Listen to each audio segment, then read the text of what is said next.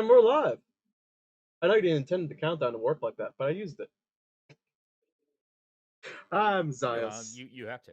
And up there is... I'm Serpent, and it's time for a very special episode Duel? of Crown of the Kobold King. That's right, it's a very girdle-kept Christmas. And playing in a very girdle-kept Christmas is... Xios as Kara. Tabby. As little pig. Rexty as Henrietta. Celestia as Elowen. Shadow as Baxter Bones.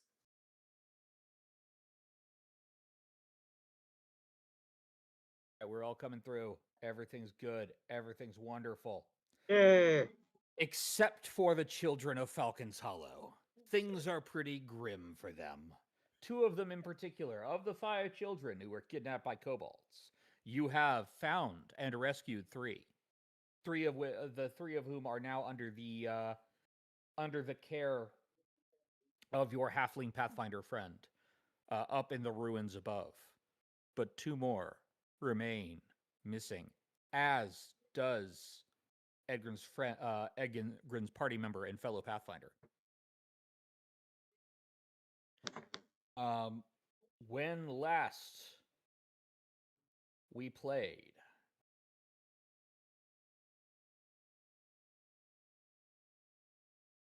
well, pulling you into this now.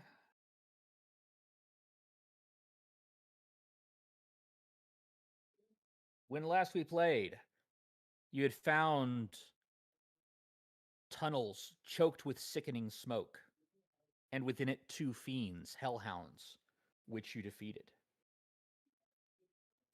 You are now all back to 1 hero point. However, you are not healing beyond what you healed before. Oh, right, and Actually, I'm not longer controlling now- Baxter like a mecha. No, you are no longer controlling Baxter like a mecha, because Shadow's here, and Shadow can actually play Baxter. We're very glad to have Shadow back. Yeah. Well, Shadow back actually controlling Baxter. Like, Shadow was here before, but couldn't actually move Baxter on the map because of... Anyways. Travel shenanigans. Details. But Yeah, travel shenanigans. Details. Regardless, we are now...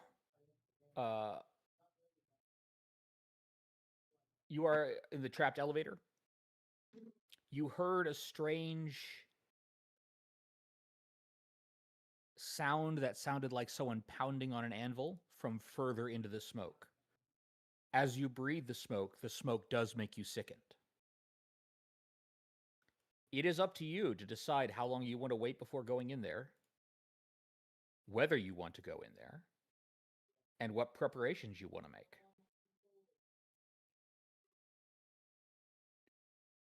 Elowen is still only at 12 hit points. Little Paw is only at 9. Henrietta is only at 29. Baxter is only at 30. Kara and Verona are full up. Kara's just like Am I tapping able her to heal foot. myself or no? You did at the end of last session, if you remember correctly. Now, if you want to wait another hour and do it again, you absolutely can. Yeah, that was my plan. Yeah. all right. While we wait and rejuvenate, Baxter is going to go to some of the kobolds and cut off parts of their cloth and attempt to create makeshift face masks for everyone so we can clear through the smoke.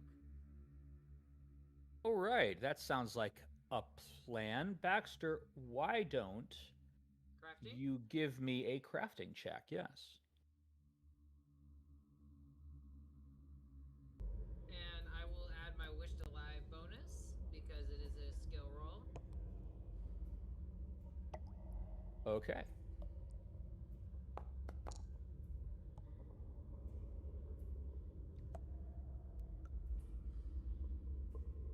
Ooh, and there goes my luck for the rest of the game. Aren't you glad? Well, the good news is you have very good face masks. You have crafted yourself some N95 stuff here. This is something that, being from Ustalov, you know about because, sometimes horrible undead creatures have noxious fumes. So anybody from Ustalov needs to be able to make a handy, bandana mask. But yes, you managed to make enough masks for everybody. As long as people wear these masks, they will not be sickened by the smoke. But you should know that some people may think that you're liberals. What? I jest, of course. Baxter would look to the group and be like, "Here, everybody. Here's a mask for you, a mask for you, a mask for you, even a mask for you, little paw." As he goes around handing everyone a mask and putting one on himself. I just want to note that Little Paw is now a ferret with a leather harness and a bandana mask and a giant gun. Little Paw is the cutest bank robber ever. I was going to say not far from Rocket Raccoon, but okay. That too. Lewin is gonna put hers on with no questions. Are we ready yet? Because those kids aren't going to survive if we just keep waiting around here. Now that I can get through the noxious smoke, I am actually going to kind of like peek into here. All right, as you go into the tunnel, the mask does indeed seem to be helping. You are not getting sick from the smoke.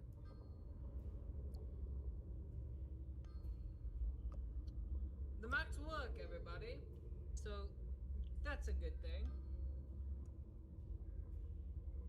That's a good thing. Oh, keep moving, CNI dog. So you're going in now. You're not waiting an hour to heal more. Oh no, we're waiting an hour. I'm just like peeking into the kind of like shining a little light through the dark to see if I can see anything of interest. Well, the problem here is not the light, although there isn't any, but the problem here is the angles of the tunnel. It is a twisty tunnel, and so your sight is severely truncated unless someone with a torch moves further into it. What about my smell? Can I smell anything in the area? That's a very good question. Roll me a perception check. And the perception check in this case won't be to notice something, but will be to smell anything over the horrid stench of the acrid smoke. Yep. Yeah, probably nothing but sulfur at this point. We'll see what gets rolled. Oh. 21's pretty good. 21's pretty good. So, it's not enough to track. But there are two scents that you barely catch over the overpowering, eye-stinging scent of the smoke. And you do have to take the mask off in order to smell properly, which means you're going to get sickened. But once you put the mask on again, you can take care of that. And the two things you sent is the scent of a human and the scent of a corpse.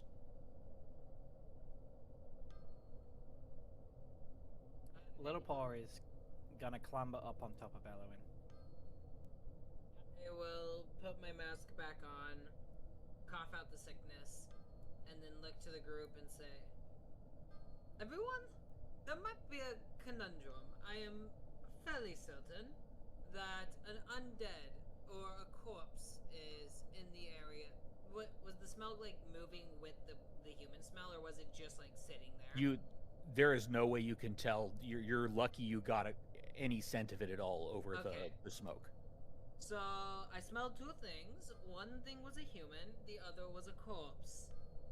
So either undead have taken the children, which is not a good scenario, or one of them are dead. Or it could be a kobold and one of the children defended themselves, but Baxter, that is what I smelled.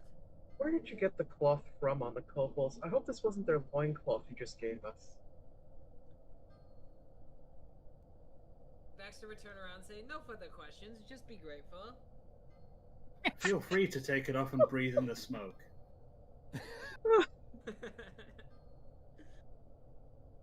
Can we pause for a second there and do a mic check on stream? Yeah. Yes, let's do a mic check on the stream. Because I cannot hear Eloin hardly on the stream on my end. Oh, okay. Uh-oh. Celestia, can you say something for us? Yeah. Can you guys hear me? I just raised her to You guys hear me? 40. Okay, she did I come can through on hear the you. stream, but she is kind of faint. Okay. She's now at 200. Is that better? Okay. Eloin, can you say something else? Something else? Can you guys hear me now? Yeah, that's better. Okay. Now, Rexty. That's better. Hey, how's it going?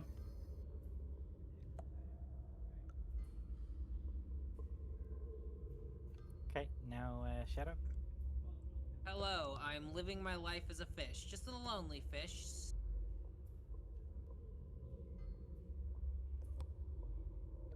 Wow. What? Now Xios. Mao. I said Mao, and I was like Mao again. Maybe it's more Mao. And Serpent. Do you say Mao at me, sir? I do not say Mao at you, but I do say Mao sir. Serpent's quiet as well on my end. But again, What a reference. Yes. I raised Serpent to 131. okay, it's only on like Ooh, me, I guess 131.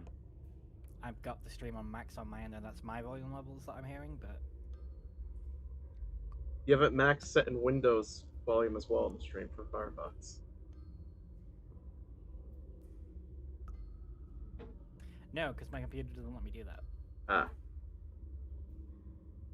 Well, I probably just blared everyone's eardrums out, maybe. That's why I said, Well- can somebody else also check the audio level? Everyone's sounding about equivalent to my ears.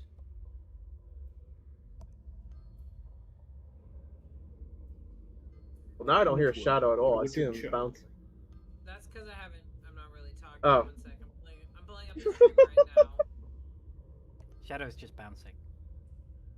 They're hyper. Just very excited. Can you tell which of the players is a theater kid? Well, there's a theater kid at the top of the stream and at the bottom of the stream. We're sandwiched in between them all. Yes, you're between two. Well, I'm a Or former pers- theater kid. In no sense can I be called a kid anymore. I have My 4 theatre years days are performing behind me. arts training. Yes, okay. So we're all a That's theater making a kid. Got reference it. to I've been on TV, okay? you have been on TV. Here we go again. No, don't start talking about those delusions. All right, Rex. I'm gonna need you to start quoting Macbeth for us. See, we made a cardboard Macbeth, cutout God, that's TV going back. so that Rex D could be on TV. Don't tell her.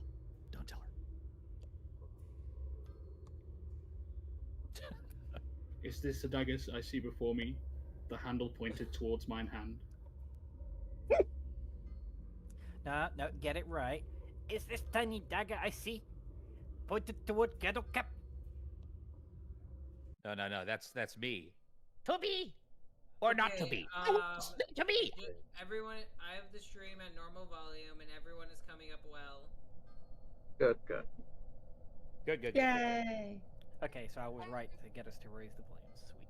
All right, everybody is masked up, and I have heard Eloin and Baxter Bones say they want to wait an hour. Does Well, I feel anybody like object to that? I feel like for me to make good masks, it would take me about an hour, especially with enough for everyone. Which is kind of like I said, that's what I do in that time. I'll go with that. Kara is gonna go So along with it it, but is- she's going to be complaining the entire hour. Little Paul's So- having a nap. After 5 minutes of the complaining, Han's gonna walk into the tunnel and just not not care about getting sick. Fair enough. And are you going to attempt to get sick on Kara? No, because Kara's not in the Oh. tunnel. Okay, so it's about an hour later. It's a little bit after 11 in the morning. On Fire Day, the 6th of Erastus, because I actually track those things, because I'm a nerd. Are you both going to Sure. heal? Yes, it has been an hour, which means that everybody can get a treat injury roll again. All right. So 40 minutes before this roll, what was in the tunnel? 40 minutes before this roll, what was in the tunnel is how far do you go, Hen? I go at least to where the hounds were. Then you will see the hounds' corpses and what you saw when you fought the hounds.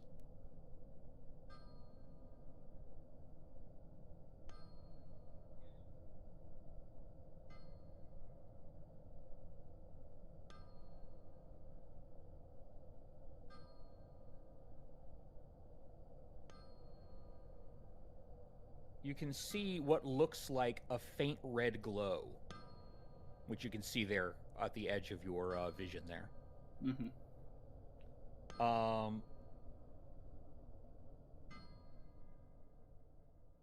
It could be the glow from lava or fire or a forge, but it's fairly intense. You also see that the smoke is definitely getting thicker as you go up that direction. Okay. I'm just going to drag the hounds, seeing as I'm not going any further on my own. Just going to drag the hounds back to the entrance and snap Okay. off some fangs. Okay, I would actually have to look up and see if fiends remain corporeal in Galarian. I don't think they do, long term. Oh, they might not actually, thinking about it. They might already be gone, so I wouldn't see the corpses anyway.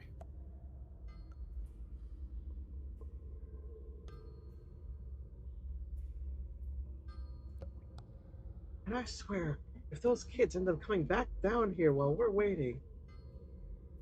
Yes, they actually. So when you go back there, you would see the hellhounds are slowly disintegrating into quintessence. I would attempt to take a fang. You Whether can or not take it a fang, remains. but it will eventually also dissolve into quintessence. Not if I eat it. Oh my god. I mean, it still will, but it will be inside you, and it will kind of tickle your tummy. And that'll be some empty calories. This is part of the great cycle of life, which your Pharasman could probably explain to you. So you see, that's all you get. Sorry. Oh, you see. Yeah, I do. My eyes work. Carry on. 4 years of Erasmus school, and this is what I know. So, outsiders have already been judged by Pharasma. They have been sent to the outer plane where they belong. Eventually, outsiders will be destroyed. They don't technically die per se, they're destroyed. When they are destroyed, their essence flows back into, if they die on their home plane, the plane itself. If they die elsewhere, there's a bit more complexity to it. But eventually their quintessence returns to the universe, or the planar multiverse. At which point, the Forge of Creation makes new souls out of it.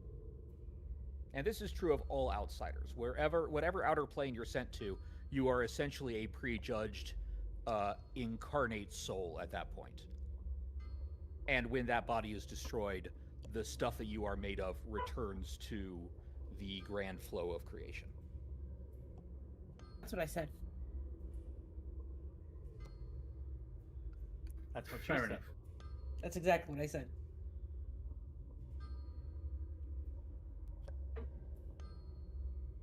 All right. Anybody watching, if I accidentally butchered Galarian mythology there, it's canon in our game now.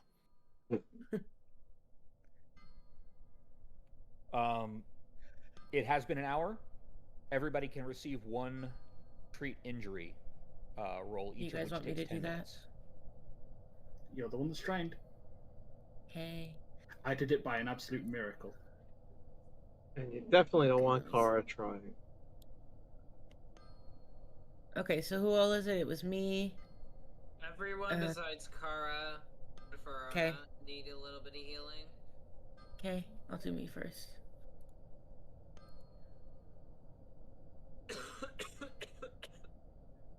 That will be a medicine check. And you've got Sorry, some my thing is slow nifty again. new goodies with that. With Yeah, I do. this, technically. So as of right now, we're still doing the base DC of 15. If you want, you can go up against a base DC of 20. All If right. you succeed, you will heal more. But if you fail completely. Yeah.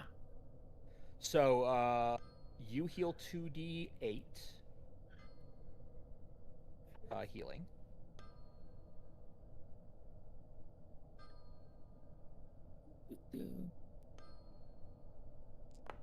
Oh, I don't know if that'll go through. Hold on.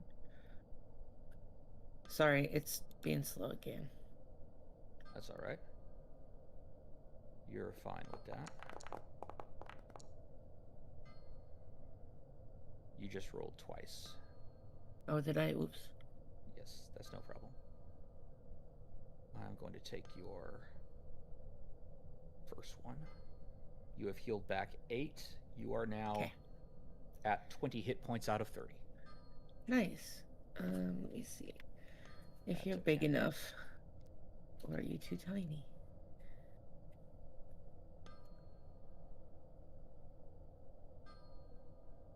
Time to wrap the ferret in a bandage. Yeah, I'm trying to I'm trying to see how close I need to get because they're so tiny. They're also on your head. I know. Well, Serp, I'm sorry if this doesn't go the way it's supposed to. They're just tiny. They are, but they're also heavily injured. That succeeds at a 15. You heal 2d8 damage to Little Paw. Hooray!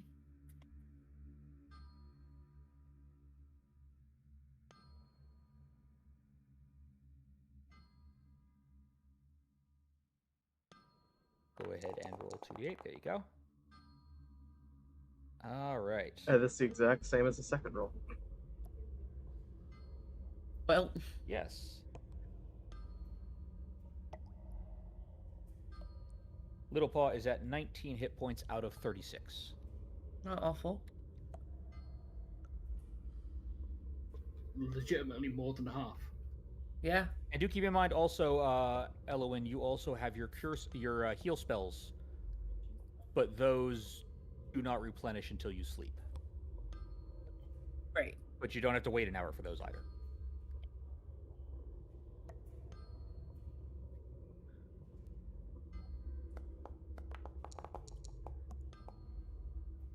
All this right, for you Hen. definitely heal. You definitely heal Hen. Roll 2d8 to see how much you heal Hen as you begin to bandage her.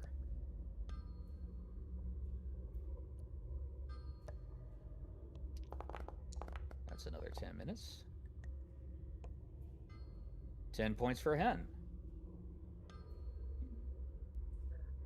That brings Hen to 39 out of 43. Not bad at all. Very nice. Very nice. And the only one left injured is Baxter. Yep. All right, we don't need to wait any longer. Let's just go. Can I pet that dog? Okay, I'm going. Oh my gosh. Kara. Sorry, guys. I mean, you can go if you want, but like, I'm gonna treat it like you're actually going. She stops there. All right.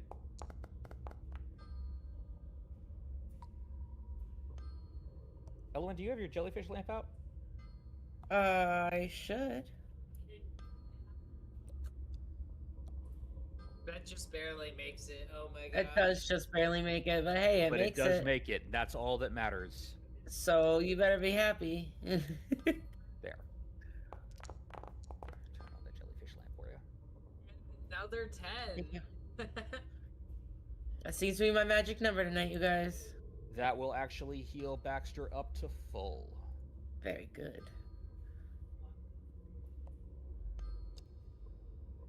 The kobold slaves saying, Okay, Avatar of Dahak. Good luck. We will wait for you here. Cowards. Yes. Correct. And miss out on your chance This to is an charge accurate headfirst assessment into of our glorious combat.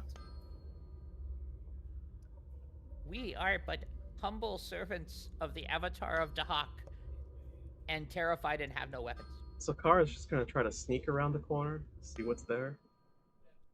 okay, Kara, why don't you roll me a stealth check?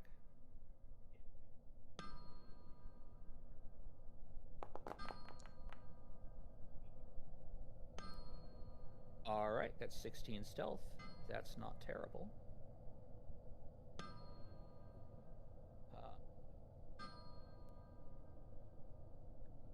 What you see from your position there is a child bound in chains.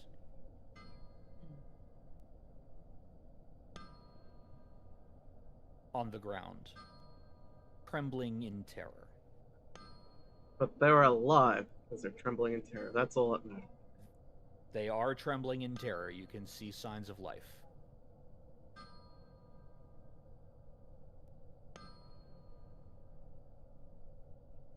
At this moment, that Kara wishes she had the ability to do a mental message to the party. But she's gonna hope they're following behind her. Creeps closer. So is the party following behind Kara? Yes. Yes. Yes, I am. All right, you might want to. Celestia, are you? To be fair, Hen would have been there? right behind Where'd you Kara. go, Celestia? Ryan. Move these hellhounds. They're gone now. No more hellhounds.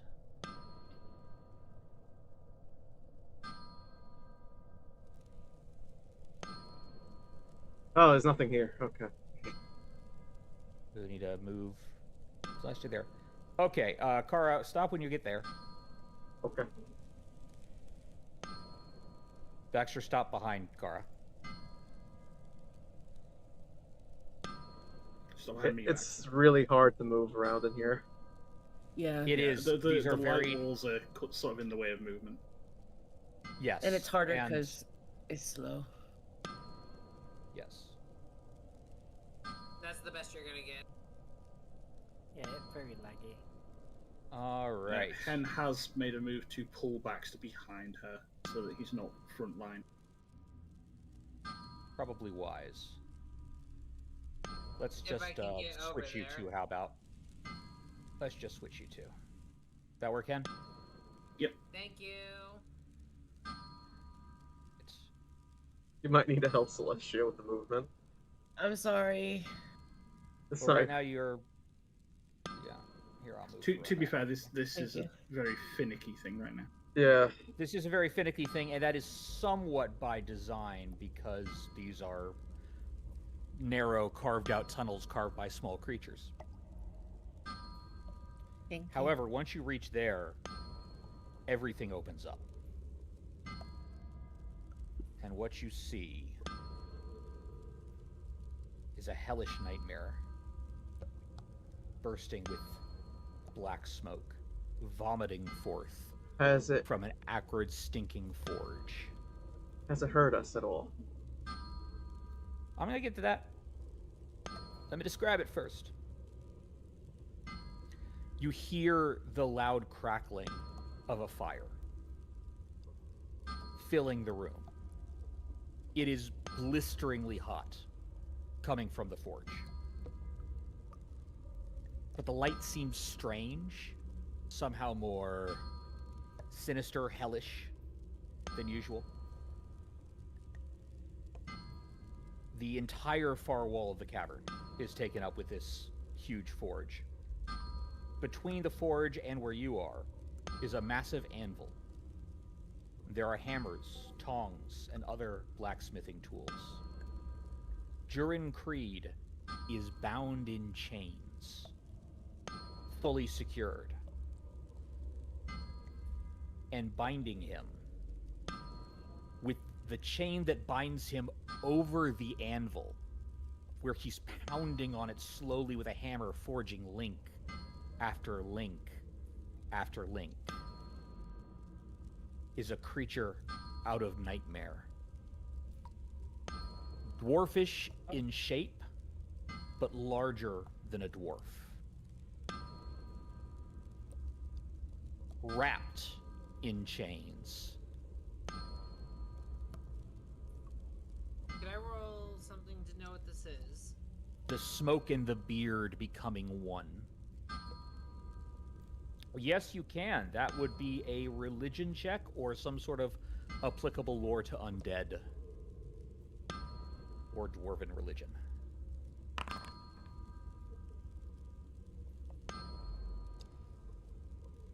Baxter, you've never seen anything like this. Given the fact that it's dwarf-shaped, it might be something specific to the dwarves. Anybody else who can see it right now can also make a religion check.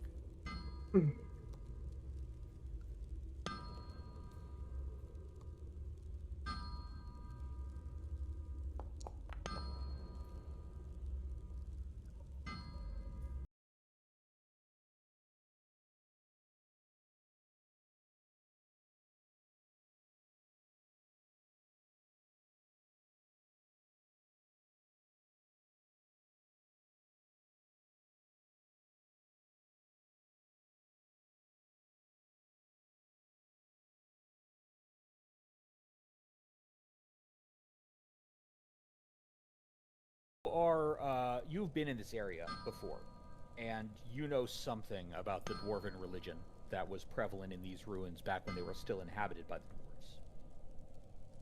And you know that this is a creature called a Forge Spurned. I really hope that I wasn't supposed to hear any of that, because I couldn't.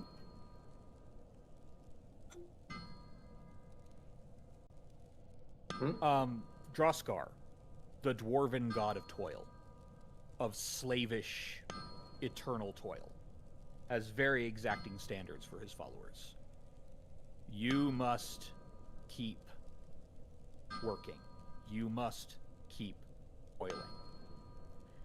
And servants of Droskar who fail to live up to those exacting standards are sometimes forced to return as Forge Spurned, taking souls and forging them into new links for the chain until they have finally completed the work and finally earned the favor of Droskar to be allowed into Droskar's afterlife. That is the creature you are looking at here.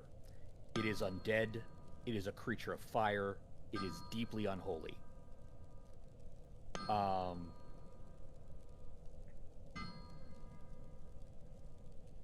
And you know that it can use the smoke of the forge as some kind of weapon. And as you realize that,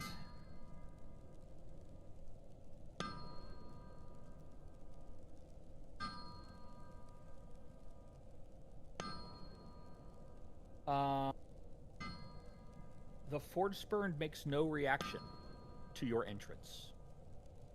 It continues working on the chain that is connected to Jurin Creed. So, Tara's gonna sign to Hen that she wants to pick up Hen and throw them like a fastball special.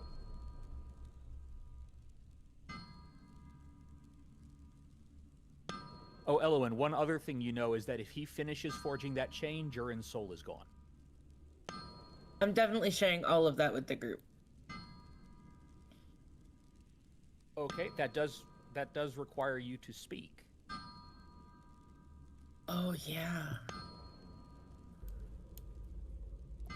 Are you going to speak out loud to tell them that? Can't you whisper? I was thinking maybe I could whisper it to Little Paw, and Little Paw could run over and whisper it to the others. So you're going to play a game of telephone through Little Paw. This yes. can only end in good things. Yeah, exactly. Maybe not. Do I need to roll anything for this? Little Paw, roll me an intelligence check. Little Paw is still asleep. I think I Little Paw gently would have flick woken up Little as you're Paw. going through. Wake up, wake up. As you're going through the smoke and the passage, I think Little Paw probably would have woken up. You underestimate my power. Perhaps I do. You said intelligence? Intelligence. Roll me intelligence.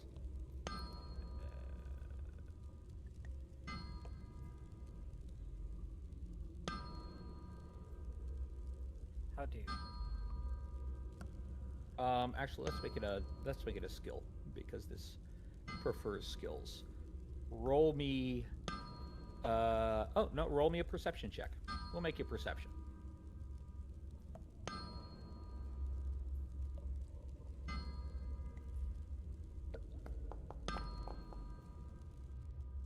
Oh, that's a really good perception check. So, it's not exactly the same because it never is when retransmitted, but the gist of it gets whispered to each of you. That this is an undead, it controls fire and smoke, or rather, it is a creature of fire and smoke. And if it finishes that chain, Durin's soul is gone. It's a cooking man who used to be a dwarf, and he's cooking Durin with a hammer. Of course, if Little Paul wants to give them the wrong... Actually, I'll leave that up to you, yeah. With a 26, you can transmit the correct information. Whether or not you choose to do so is up to you. And if he finishes cooking Durin with his hammer, Durin is dead. Giving Tell real me- people die if they're killed energy right there. Tell me, how do you cook someone with a hammer? Like that. And she's gonna point at the dude's. Right, so we want to stop that then, yeah? Just like that. So how does Whatever that guy's doing, that's what does. Hen respond to Kara's plan?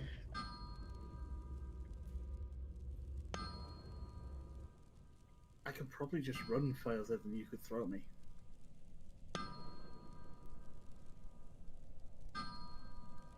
Okay, but let's try to be a little sneaky around them to get an ambush.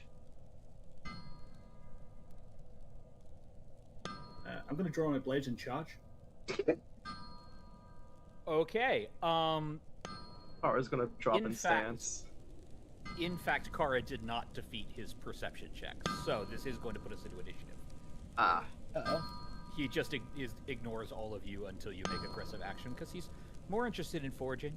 Stance or no stance? No, you get nothing before the battle. As soon as Hen starts charging forward, it's on. Hen, you also don't get to move forward beforehand. Again, he was aware of you the whole time. I'm gonna put Durin in the initiative order, even though he currently really has. Can we stop doing that? to do. What?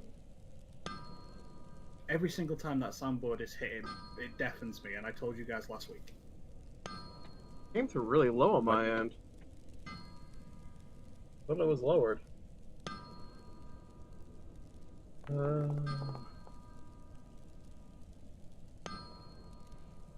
I'll double check, but I don't think I have mine on high.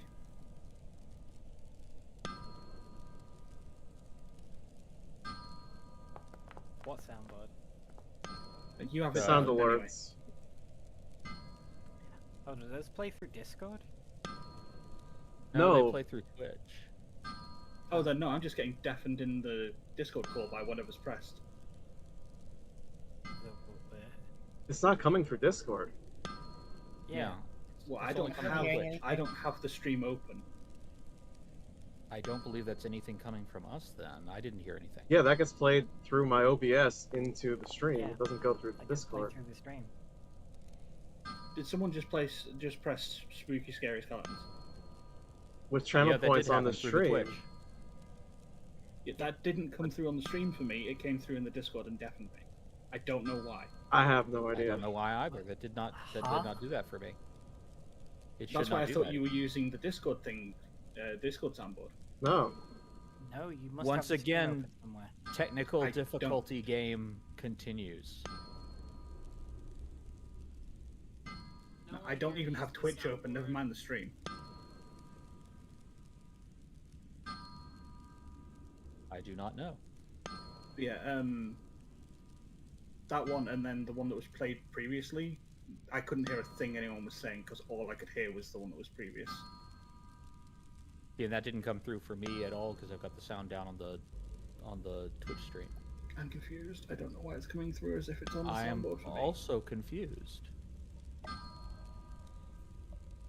Are you sure you don't have the stream open? I've just double checked. I don't have anything open. Wild. Do you have it open in an app or something like that? No. Well, why don't you have our stream open, huh? Yeah. Hey. Because even if I did, it wouldn't count because I'm never tabbing over to it, so it wouldn't count as view anyway. I have no idea. Are you following somebody's stream in the Discord? No. Maybe feeding back through that? No. Okay, well, let's test this. I'm It's gonna not keep coming through. Discord open. Someone do a channel point claim on the stream. And Rex, just take your headset off for like 5-10 seconds. Keep it close enough so you can hear if it actually happens, though. I think I can claim something. I'm watching the Discord to see if anybody lights up.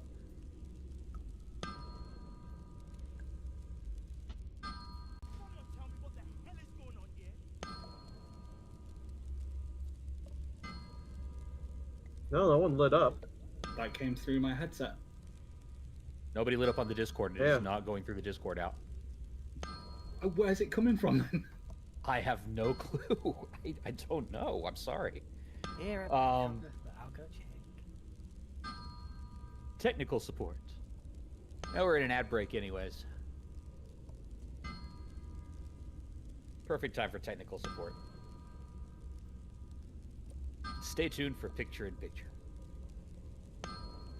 It's a wrestling joke. I am so confused. I'm very confused too. That should not happen. The only thing that it should play through is Twitch.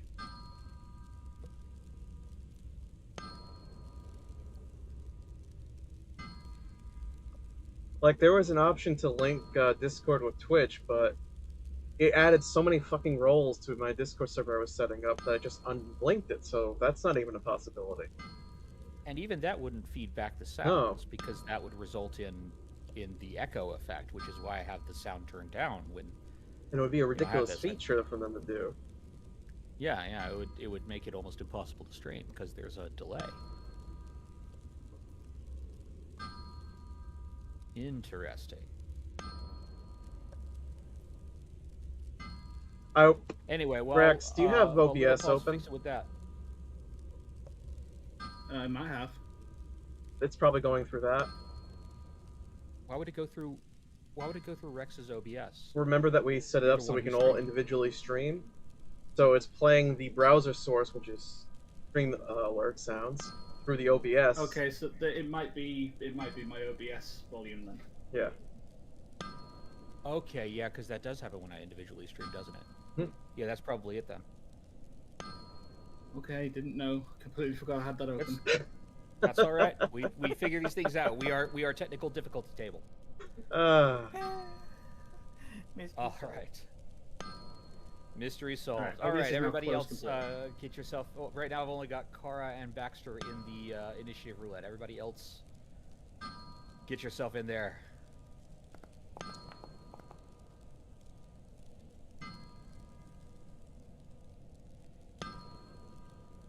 pat, pat, pat, pat, pat. Pat the goblin, she might bite you.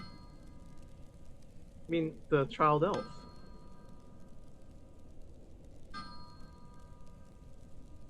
I'll elf. see, that now explains why people didn't say much when I mentioned it last week, because you guys had no idea what I was talking about. Mm-hmm. Yeah, I think so. Sorry about that.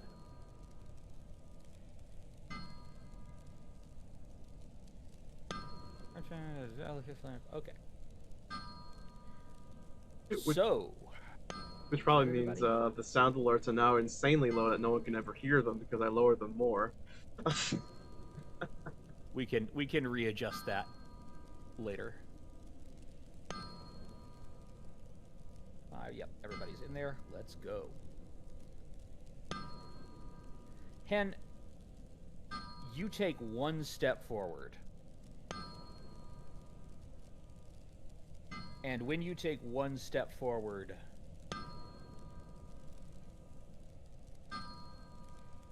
he grabs the chain that he's forging and whips it towards you incredibly quickly.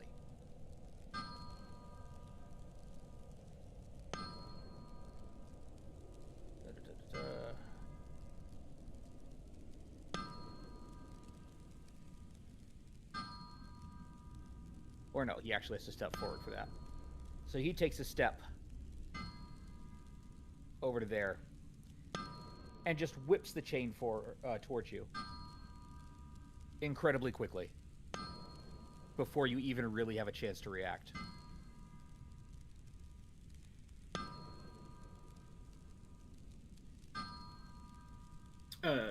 Is he manipulating that chain, or is it just an attack? This is an attack. Okay.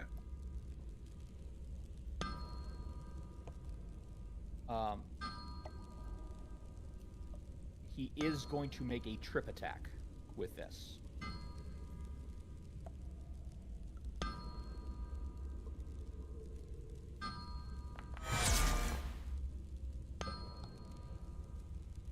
And that will trip you.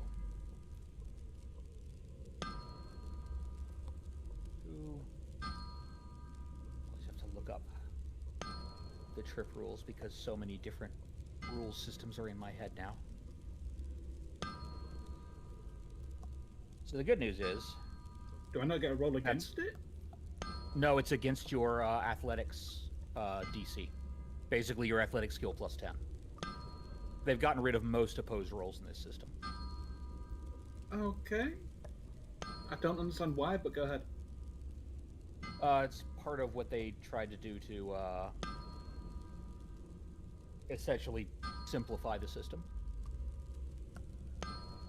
Sorry, it's against your reflex DC.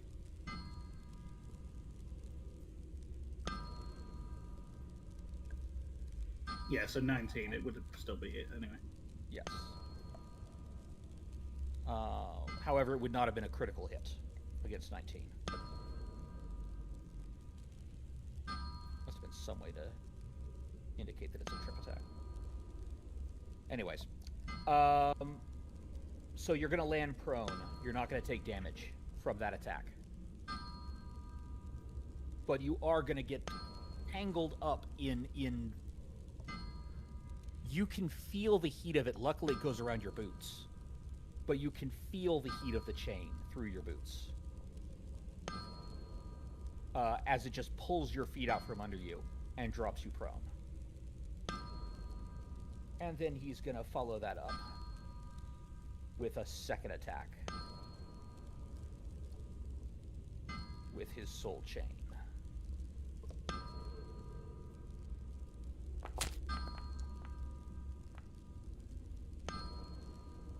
That will barely hit only because you are prone.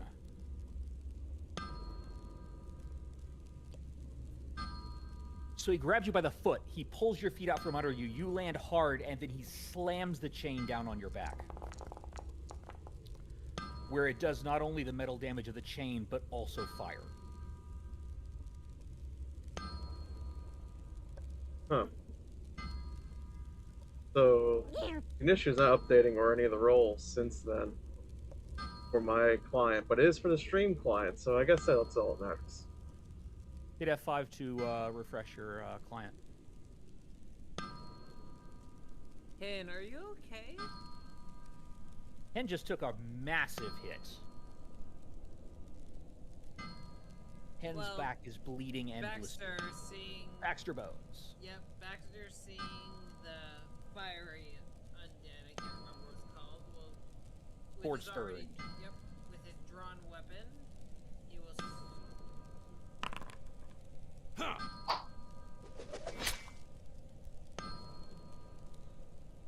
You fire a sling stone, but unfortunately, it strikes the chains surrounding the creature's body and does no damage. That's your first attack. Your first action, rather. We reload You- and fire again. This time you just cleanly miss. Well, that's As my you're turn. throwing rocks at him. Little Paw.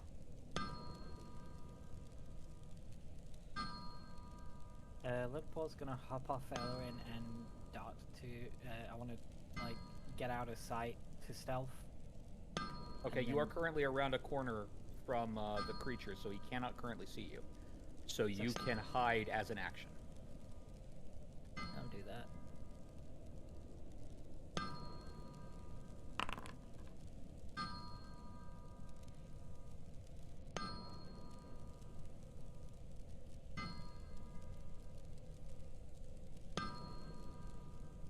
That will be a stealth check. Yep, it's been rolled. Ah, yes it did. Okay, you do not actually know whether he can see you or not, because that's not the way stealth works, but you have hidden as best you can. Damn, let me move where I want to move. That'll do. Peter says no. Yeah, apparently. So she's going to trot her way over to the kid in chains and begin working on the locks. All right, it's not locks. He's actually bound in chains. She's going to begin working on loosening them. All right. That's one action for hiding, one action for moving.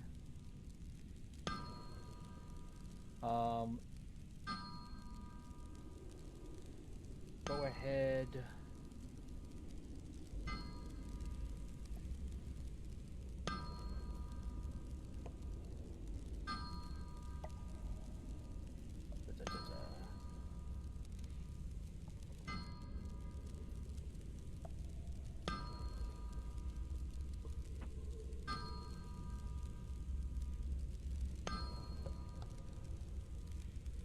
There we go.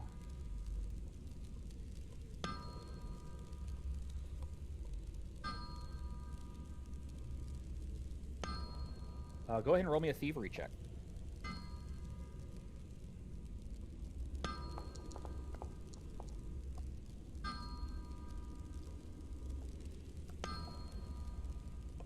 I rule that this counts as thievery. That is a very good thievery check. But it is not quite sufficient. Those chains are tight on there. That is my turn. All right. Elwyn! Can you guess what I'm gonna do? I'm gonna heal. That's the answer. Charge forward and melee attack. No, you're gonna charge forward and cast healing on the undead. That would not work, I don't believe, actually. Yeah, it will. Would it? Really? If it has the void healing trait, which most undead do. And you made your knowledge check, so you know that the Forge Spur does indeed have void healing. Oh.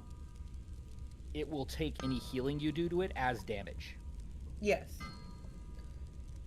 I'm actually healing Hen, though. That's what I'm gonna do. Might be smarter to do at this moment. Yeah. But yes, you can essentially use your heal spells as attacks against this particular undead. It's helpful.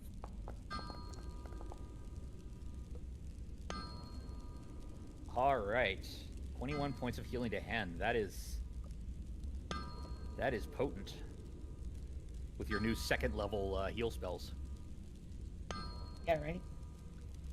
That actually gets Hen closer to max than she was before. That will be 2 actions for you. You have 1 action left. I'm gonna send Verona forward as far forward as she can go. All right, Verona has 2 actions to play with. Let's see. As you send your bodyguard into battle against the undead fiend. Let's see. Oh, perfect. Oh, there is a way she through can't. there. Yeah. I made sure that there were ways through. There we go.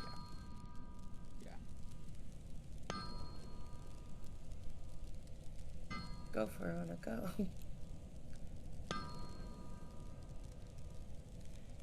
The path tracking should let you see where she Yeah, can go. it's just one not. I can It's move just her. not. Yeah, can you move her? Because it's just not moving her.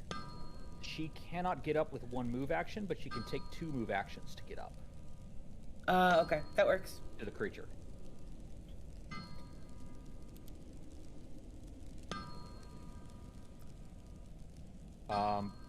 She actually has enough movement left to move wherever around the undead you wish. I think I'll stick her over here so that others can come in. 2. Okay. That's my turn. All right. Hen. That did not go as planned, but at least you're feeling better thanks to magic.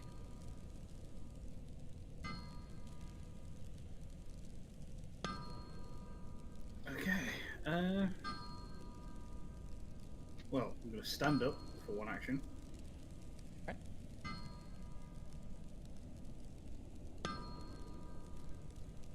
You are up.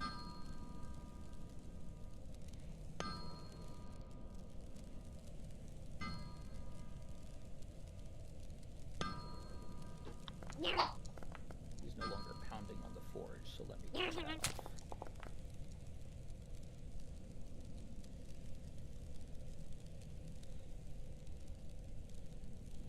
Do either of those hit? All right.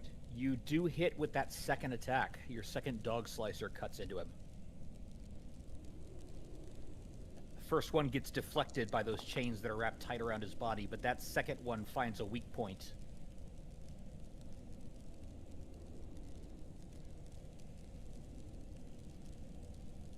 And does a bit of damage. It's always hard to tell how damaged undead are becoming. But you definitely cut him. And I believe that's it for your turn, right? That's 3 actions? That is my turn, yeah. Stand up and double slice. All right. Kara, it's your turn. All right, Kara. 5, 10. 5, 10. She's just gonna go there. She's gonna drop into her stance. Okay.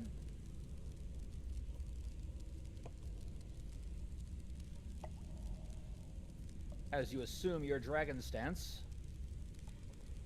She's going to multi-attack. I almost forgot to target him. Doing that now. As you're going to flurry. Just roll that first attack at first. Oh no.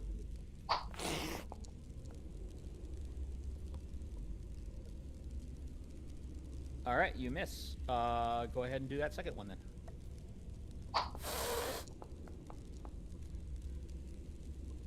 What? You also miss. It's hard to get past the chains that are wrapped around him. Those chains are very effective armor. Apparently. Yeah. Well then, that's move, stance, and multi-text. That's it. All right. Jurin is completely bound up and helpless. The forge spurned breathes in a deep breath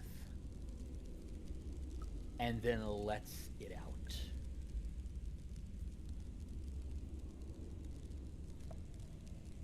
And as he lets out that horrible breath of smoke and ash, Good thing we're wearing masks. it is good that you're wearing masks, but that is not going to protect you from the horrific heat of it. Oh no. A cloud of stinging soot, ash, and glowing embers flows out of him.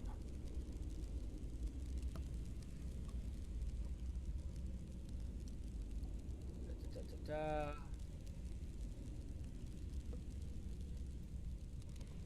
And that is all that happens there.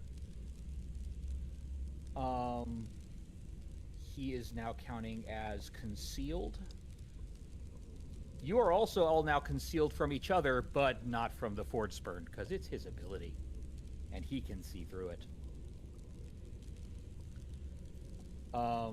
Does it specify that in the ability? It does. It does indeed specify that. Sometimes they overlook that fact, and they don't say it, so therefore they actually can't Yes. see through their own smoke. Nothing else happens right now, but that cloud is lingering around you. Or it's like blinking and just like was preparing you to hit by a breath attack. I mean, technically you did. It's just... And you can feel the heat from it. It is burning hot. However, that doesn't go into effect on his turn. That is something that will happen on your turn.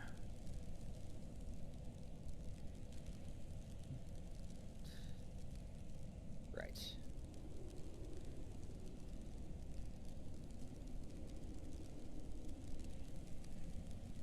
There.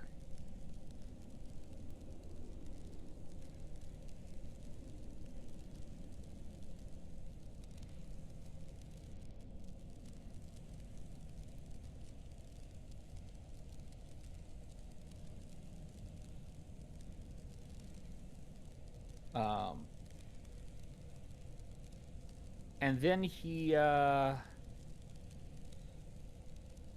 takes his chain. Let's see, he's got 2 people who actually attacked him this round.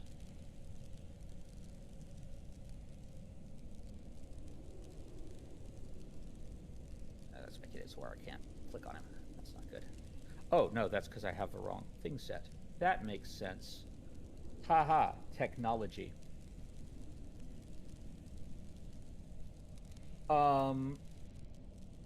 He has 1 more attack, and he is going to use that to draw his warhammer that he has on his back, which is just a big warhammer.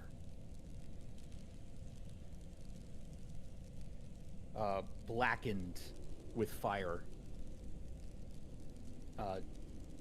To where it's that sort of black gray of iron that has charred over. That's all he manages to do this turn. Baxter, you are barely out of the burning smoke. What do you do? Everyone in that template is concealed from you right now. If I go into the burning smoke, will I take damage? You're not sure. You want to try? Serpent's using his gambler, so that's a no. That's quite an assumption. I will point out that it could be that you take damage in there if you start your turn in there. Might not affect I you will if you note, step in. concealed is not the same thing as hidden. Basically, if you target somebody who is concealed, you have to roll a DC 5 flat check. So basically, you roll a d20. If it's 4 or less, you miss. And that's in addition to having to hit him. But you can absolutely still target people who are concealed. Alright, what is this thing right here? That appears to be a well that is used for quenching iron that has been forged. So there's water in it. Presumably, yes. Alright, we're gonna move over to get to here. Okay, the instant you move into the cloud.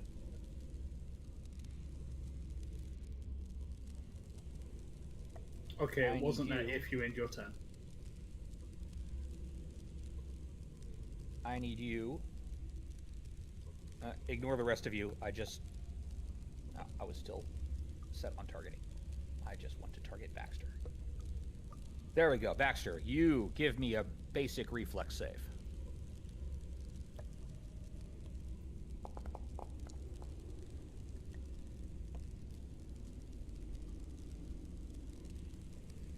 All right, that is, in fact, a critical failure.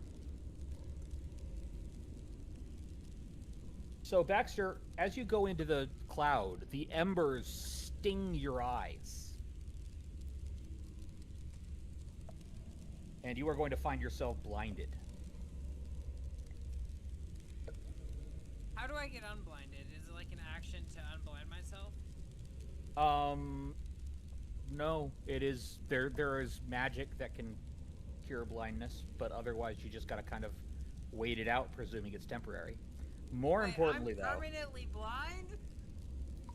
I mean, you don't know. You're blind right now. Blinded me You don't know how momentarily. long it's going to Leave last. you blind forever. All you know is that embers flew into your eyes, and now you can't see. And also, that's a lot of dice. Well, there's good news, Baxter. And the good news is you don't have to worry about being blind. Because you're dead. Because you crit failed on that, and that's going to just drop you. Motherfucker.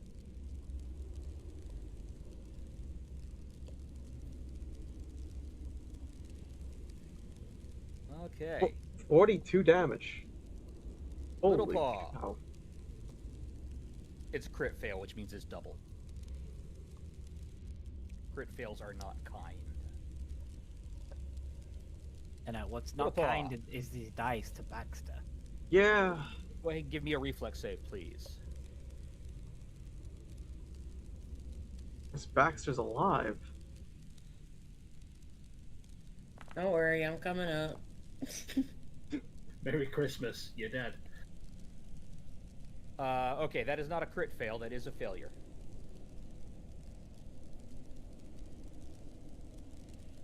The little claw, the embers fly into your eyes. Again, you are going to be blind. You are also going to take some damage. And that is also going to take you down.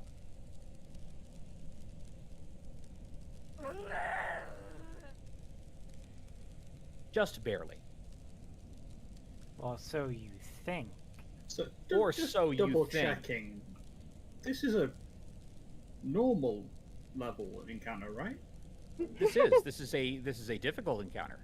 But you can take this. Doesn't sound like it. Elowen, it is your turn. So my reaction. I'm gonna heal. Question is, who do I heal first? Serpent. Yes. But just saying my reaction got used. Oh, so it did. Okay, well, first of all,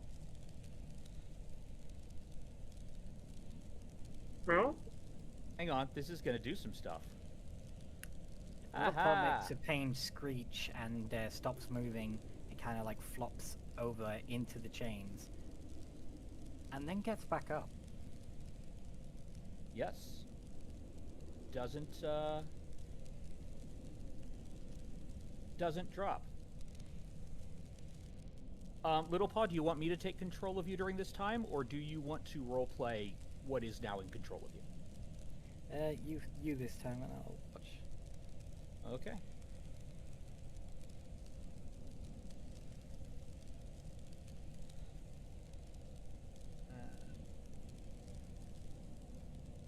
Guys, this is bad. Not necessarily. Possibly. No. This is bad. I just got You don't saluted. even- This is bad. You don't even drop or get wounded. And you are no longer blind. Of course, you're not currently seeing because you're not currently in control. Yeah, but they don't know that. No. Little Paw suddenly straightens herself up. You have never seen Little Paw, who is, of course, a rogue and is used to sneaking and moving carefully around. You have never seen Little Paw take up so much space as they do now. As they poise themselves.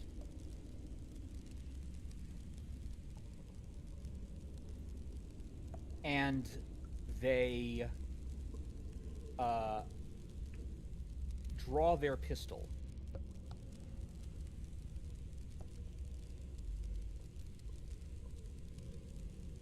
No, you know what? She would not use a pistol. Never mind.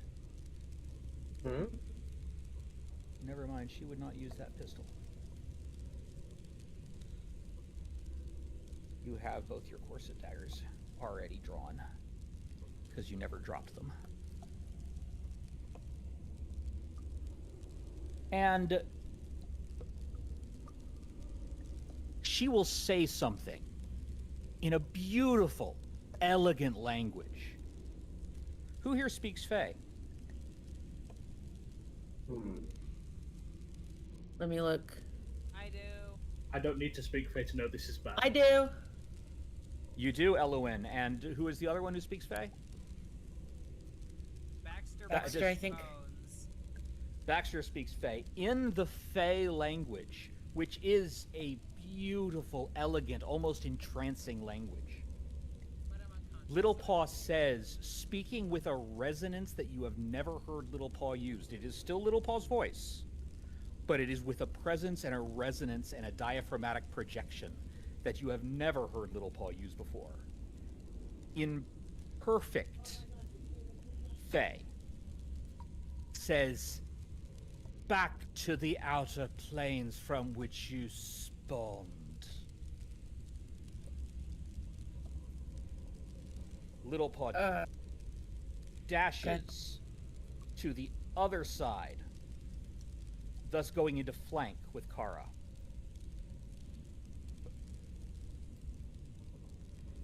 And let me just check your feats real quick.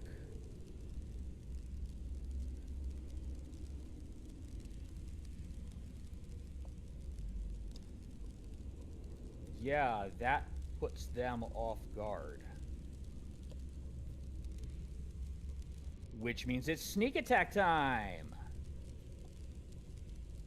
They're gonna target that.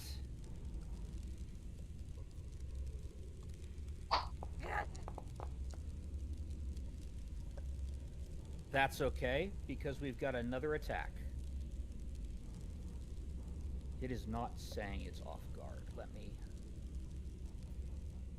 fix that Did you- manually, because he should Did you be. click throne? I may have. Yeah, you need to reroll that because it's click throne. No, I clicked the right one. It says melee strike. That is weird. On mine it says thrown 10 feet. Oh no, thrown 10 feet is a trait. It has the Oh, trait of okay. being able to be thrown 10 feet. Yeah. Okay. Now we are going to go against the other one, and the entity that controls you, Little Paw. Just real quick.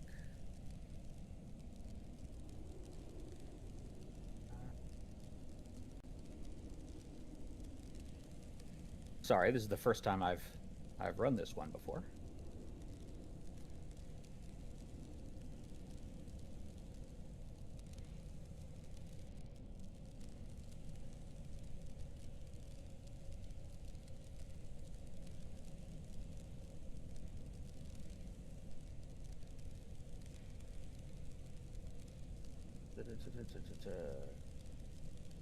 Yes. Okay.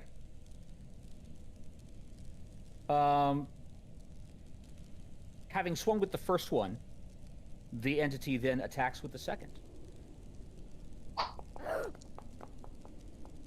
Still missing. Bad rolls. Don't like that. But, Kara, you are now in flank.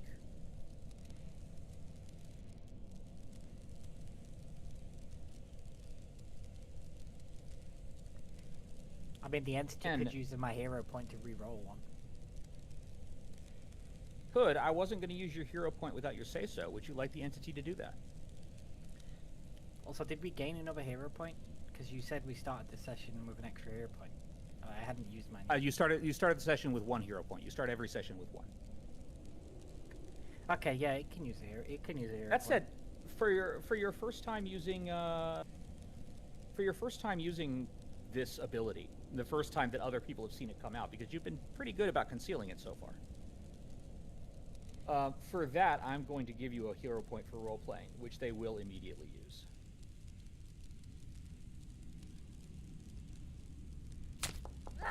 There we go. That's what I'm looking for. Hey, Serpent. Yes. Just to clarify, because I got downed by a crit, I'm dying too, right? I believe you're still dying 1. As Littlepaw just moves with blinding quickness, possibly wielding those daggers better than Littlepaw generally has, and manages to stab it. I believe you're only dying 1, Baxter. No, you are dying 2. Yeah, you're right. You are currently dying 2. Oh, and that was Littlepaw's thing out of turn. So, Elowin, it is now actually your turn. Littlepaw's not dead, although clearly not acting like herself. Is Baxter dead? Baxter's down, right? Not. Baxter is, however, dying 2. Which means if they roll really badly, they could theoretically die for real next round. Most likely, though, that won't happen. I have hero dice. Win the fight. I don't feel like we're anywhere near winning the fight yet. I don't think that's something that we've done this turn. Yeah.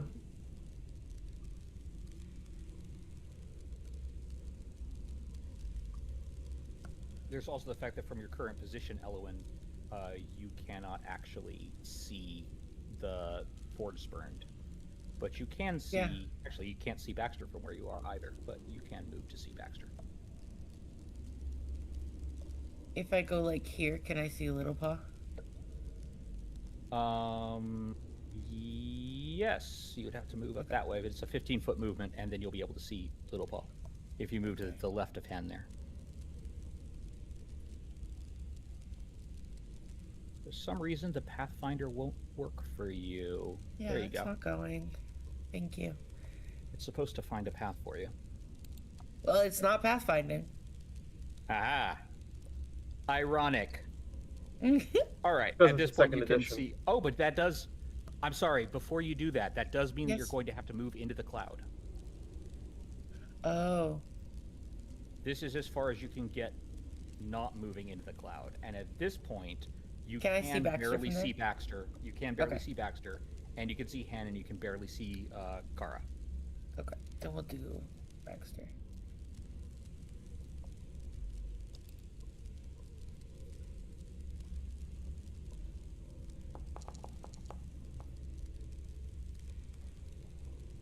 Oh. Okay, that's a lot of healing. Baxter, you're wounded, but you're actually feeling all right. You got 25 hit points left.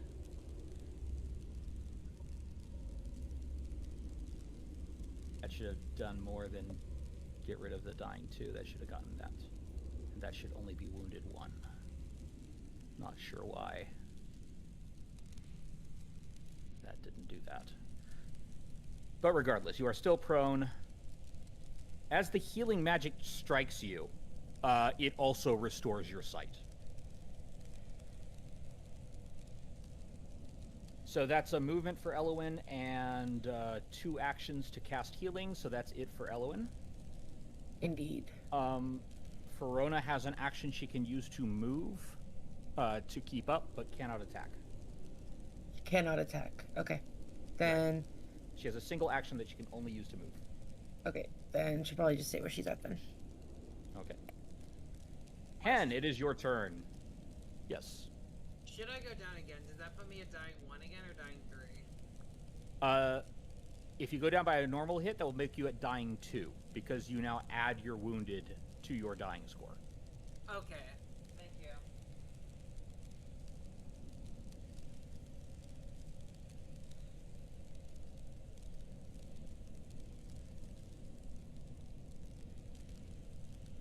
And it is your turn.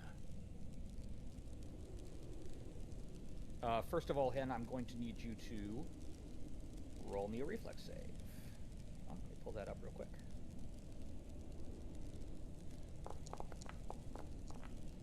Oh, you just see that?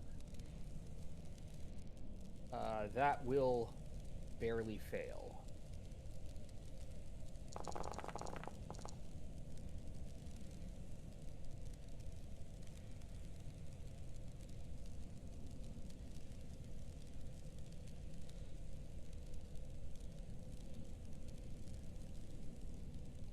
However, Hen, you are hardy, and that little bit is not enough to take you down. You are, however, going to have to deal with embers in your eyes currently blinding you. However, you do know exactly where he is, so you can still attack him. There's just a DC 10 flat check where you might miss. So is DC 5. DC 5 for concealment, but currently you're blinded from the embers. Oh, yeah.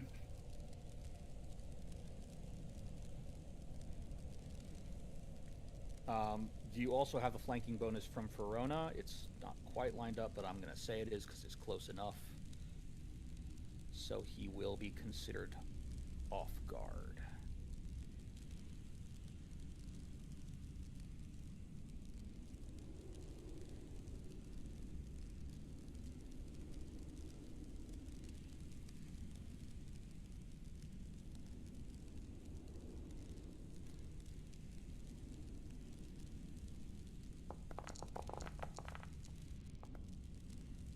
Okay, both hit. Well, both have a chance of hitting. All right. You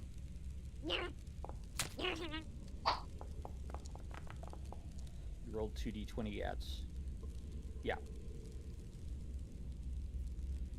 All right, one will still miss, but one absolutely hits him.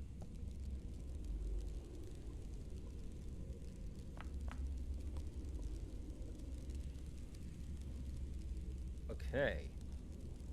As your dog slicer finds purchase between the chains. Once again cutting into him. Once again, it's really hard to tell how injured undead are.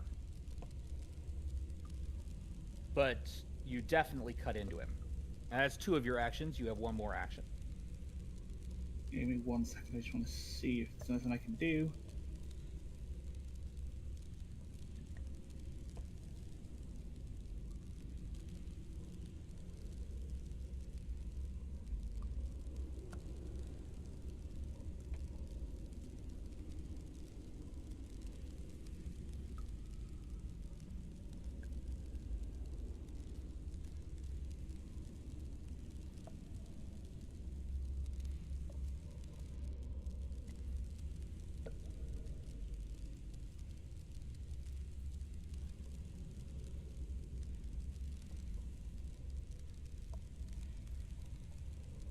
Okay, can I grab Durin and pull him as an action?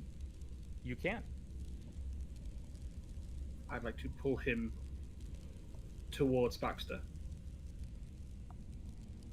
Okay, he is 5 feet away from you, so you can definitely reach him. That is a manipulate action, but as you can tell by now, he doesn't. The Force Spur does not have a reactive strike. Actually, wait. I'm sorry. He is still bound in chains. and the chains are attached to both the forge and the forge spurn. The forge spurn seems to be able to control those chains. You would have to give me an athletics check to be able to pull him free. I'll attempt that then.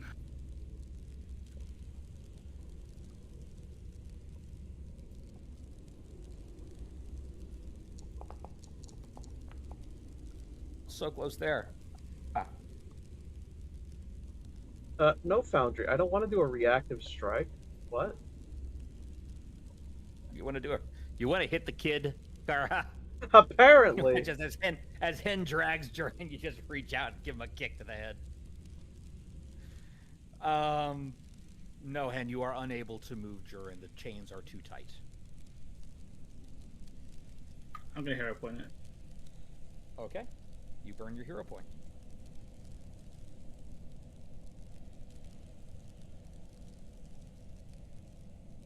Go ahead and roll that again.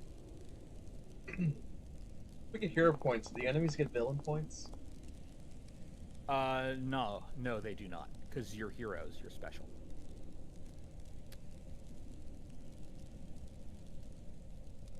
$18. Okay. That might actually do it. Got to actually think about the real mechanics with that roll.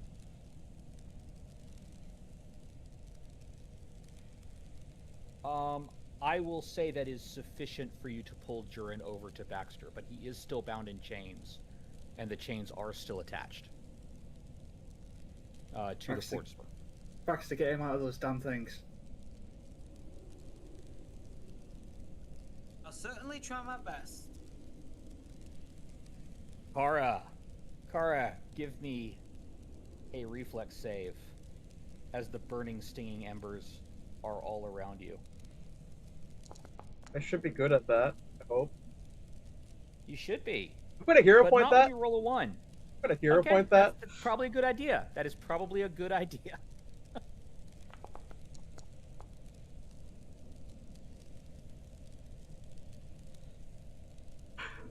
I wanted to use That my... is much better. That is much better. Okay. That is actually sufficient to save, which means you're not going to be blinded. You are still going to take some damage, but you're only going to take half. Jesus Christ. You're only taking half. 8 points of damage. Uh-huh. That's not bad. And now you're good. Kara would like to grapple. To grapple the forge spurn. All right. That is an opposed athletics check. My original plan was to use a hero point for this if it failed, but luckily I didn't need to. Oh, that is such a good roll. Why do I sense a butt? That grabs him, and I hate to do this to you on such a good roll. What? As you grab him, and he is now grappled. Hang on, let me put that ability on him.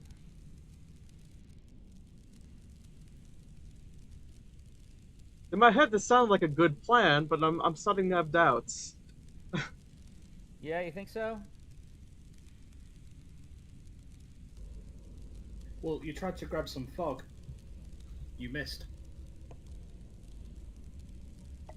He is grabbed.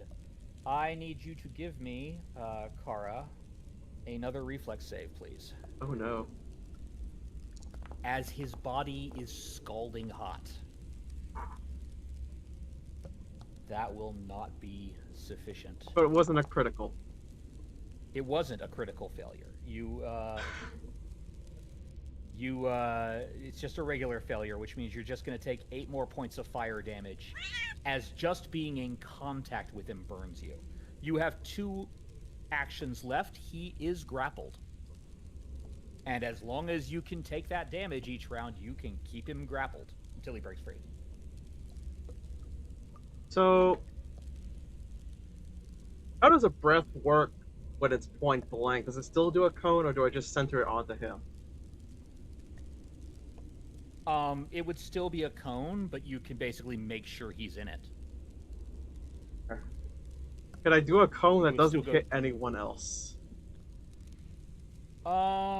Yes, actually, if you shoot it off that bottom right diagonal, that will create a cone that will basically just hit the wall. Normally that would miss his square, but since he's grappled, I will allow it. Oh, one second. Oh. How do I rotate this again? I want to make sure I don't hit anyone. We're just, yeah, you don't have to worry about Okay. the template. It's, you know, we're just going to ignore it for now. Because again, he's grappled. You're basically, you know, pointing him at the wall and shooting him point blank with just the wall behind him. So as Kara does this, she's gonna say, I can do what you can do, but I can do it better.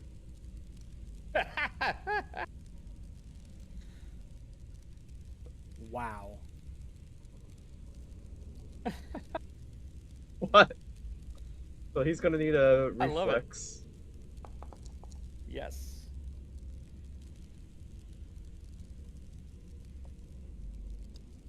Let me give you that reflex save for him.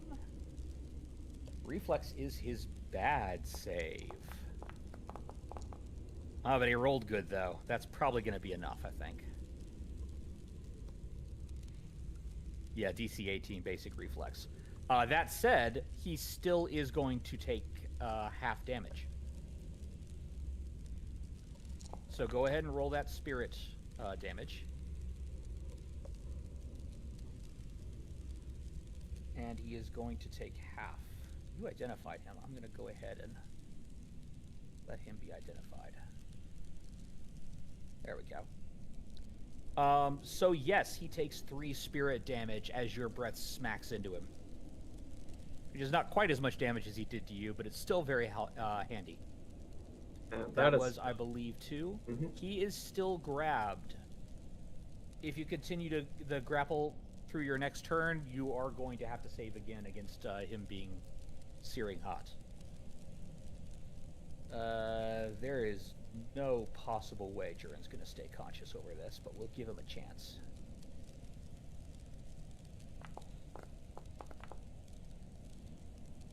No, no way.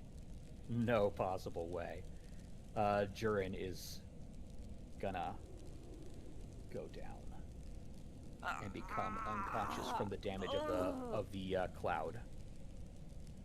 Now, keep in mind that is just dying 1. Jurin's still got some time left before he's dead. All right, it's his turn. On his turn, the template goes away as the cloud clears up. He has expelled all the smoke and fire from his lungs, and he's getting beat on. He doesn't understand Fae, so he has no idea what Little Paw said to him. He does, on the other hand, know what Kara said to him. He looks at you, Kara, with dead eyes full of hate and toil, and lashes out with his warhammer. Can he do that while grappled? Oh, no, he can't, can he? Thank you for reminding me of what you just did the previous round. He can attempt to escape. That's about it. He can. He So, can like, attempt to escape.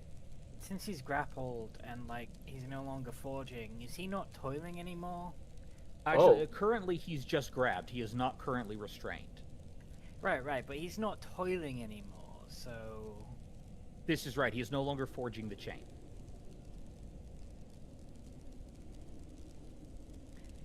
One might say he's relaxing. One might say, do you have any kind of conduit to Droskar to try to tell him that?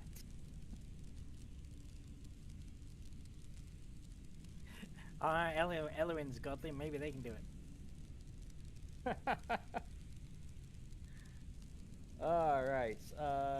What do you need me to roll? You see the creature. Alright. Right, so he's going to try to escape. He's going to try to break your hold on him, which is an athletics check. Do I need to roll to counter that, or how does that work? No, this is against your sorry, this is against your athletics DC, which is your athletic skill plus 10. I think he's a little better at athletics than you, especially when he rolls a 19. Jesus. So he does manage to break your hold on him. That said, that did take his action. Does he respond with "No, you can't"? He just looks at you with those baleful eyes. And he doesn't so much speak words as he goes, and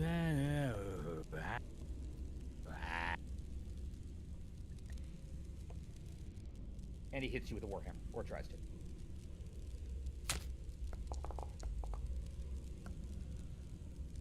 Right upside the head, barely hitting you. But a barely hit with a warhammer is still a hit. Glancing blow only, but even his glancing blow does a lot of damage. And he'll attempt a backswing on that too.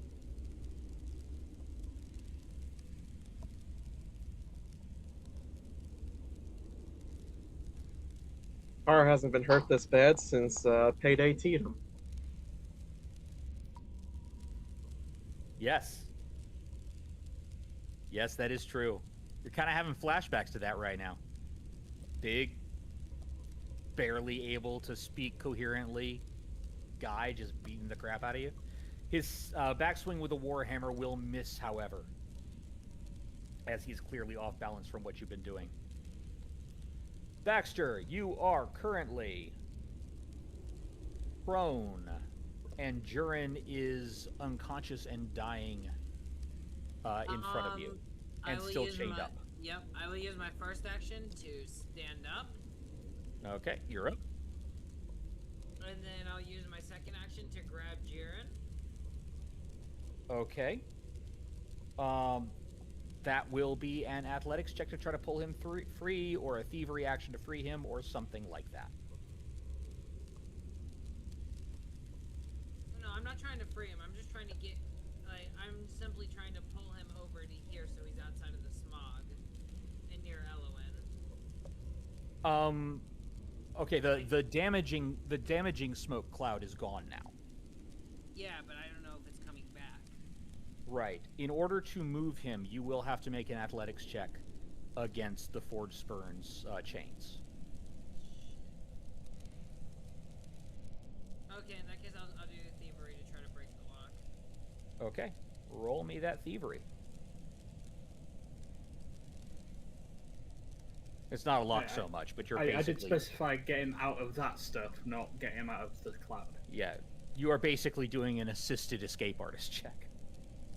Yeah. I'm also going to be... Can I pursue a lead? The children are one of your quests, aren't they?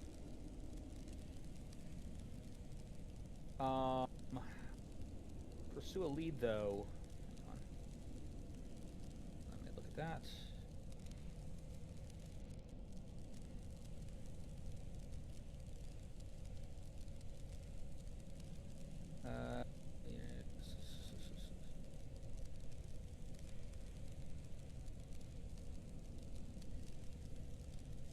I will say that that does qualify as pursuing a lead for the investigation bonus.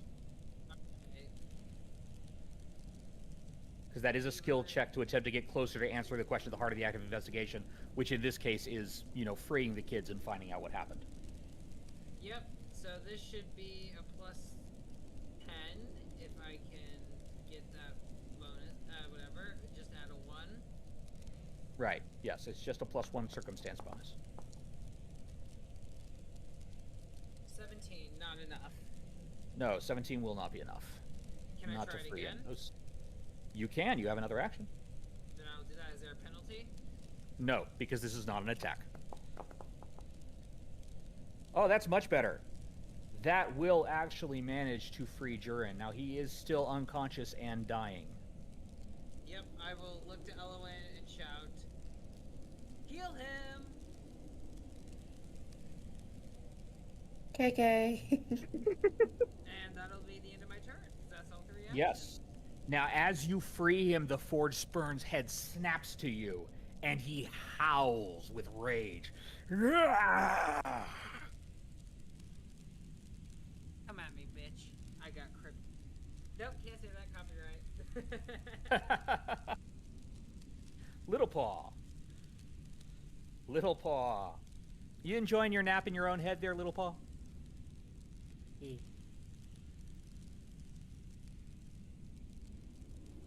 Little Paw again speaks in perfect, elegant First World Fae.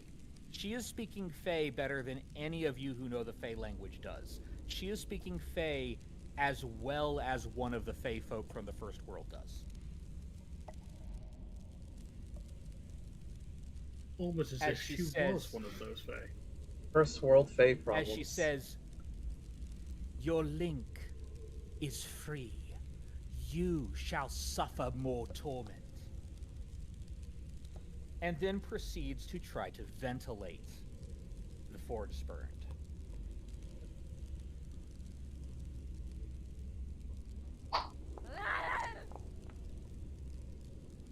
Oh no. That's a Hero critical point. failure. Hero Point. Okay, that is your last hero point. I think it's worth it.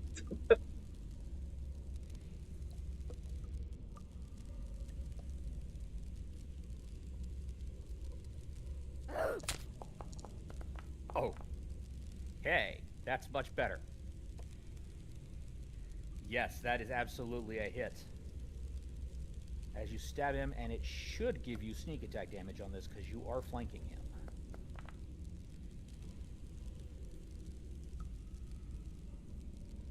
Da-da-da-da. Yes, it does. And that is just your first attack. As you then go with your second knife for a second attack. That one, however, will miss. Nothing you can do about that. And then...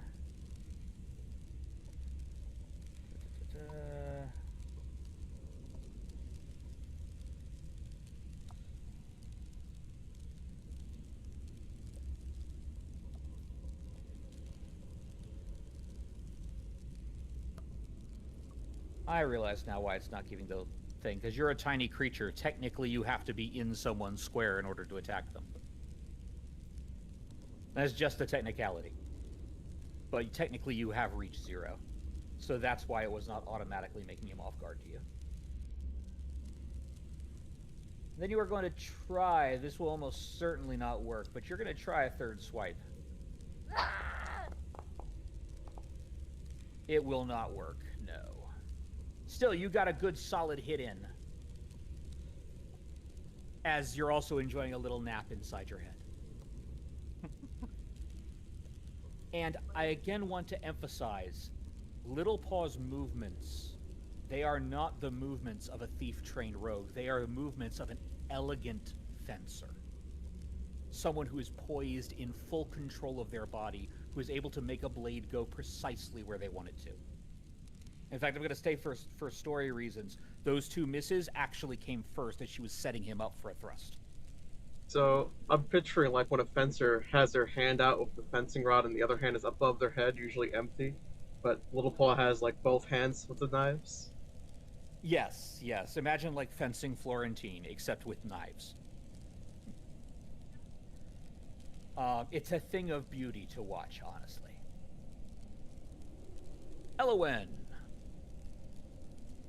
Me. I'm trying to see. Sorry, the numbers are tiny. Who out of everyone needs the most healing? Is that Little Paw? The kid. That would be Jurin.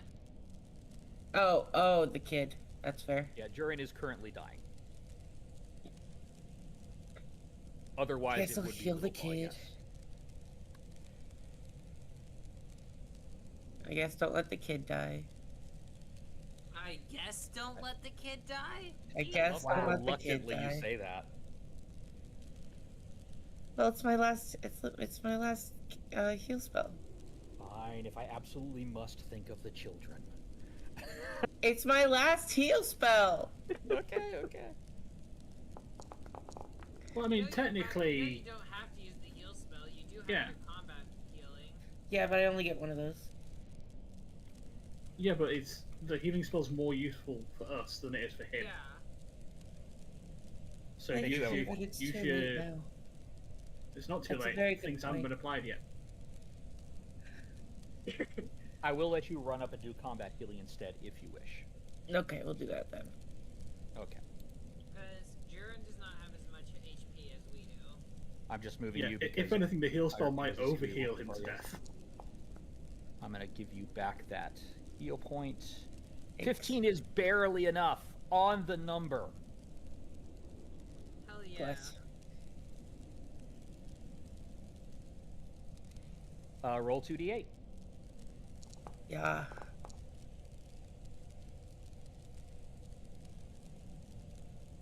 Right. Okay, the moment Jiren wakes up, Baxter would look to him and be like, "Hey, you're finally awake." Oh my god.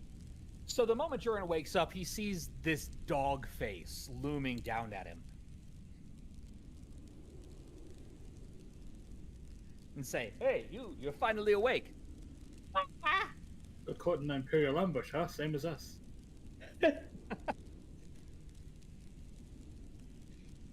And that'll probably be my turn because I think that's all three. Yes, that is all three since you moved with that. Actually, does combat healing take 2 or does that? Oh, that's a good question. Yeah, treat.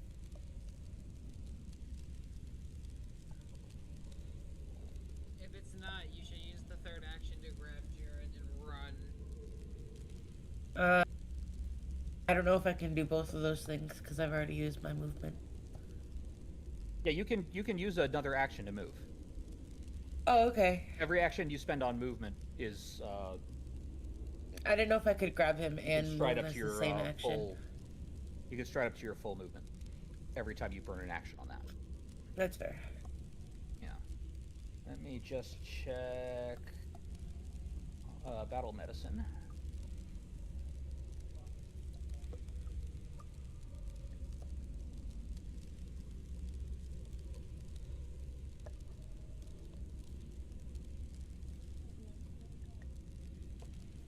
It actually does not say.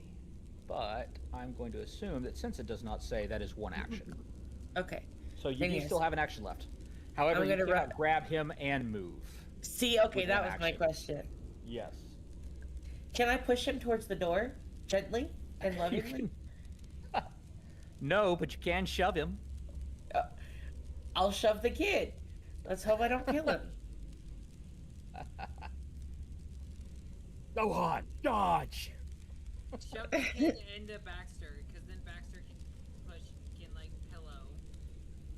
Yeah, you know what? I'm Alright. gonna shove the kid into Baxter. Roll me an athletics check and let's see if you're strong enough to shove the kid. To shove a kid? It's not going to be very hard. But you know, kids have weight. I hope not, because I'm not trained in that at all.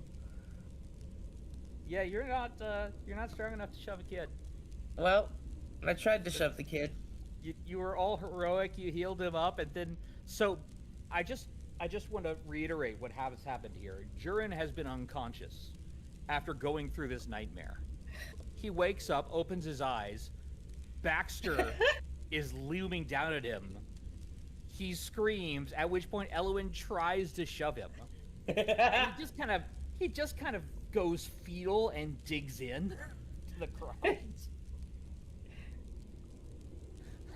I was trying to shove him to safety. I know you were, but he doesn't. We're traumatizing a child. We're doing good. It's a Creed kid after all. Sometimes that's what you gotta do. Did you say it's the Creed kid after all? Jeez. All right, Hen, it is your turn.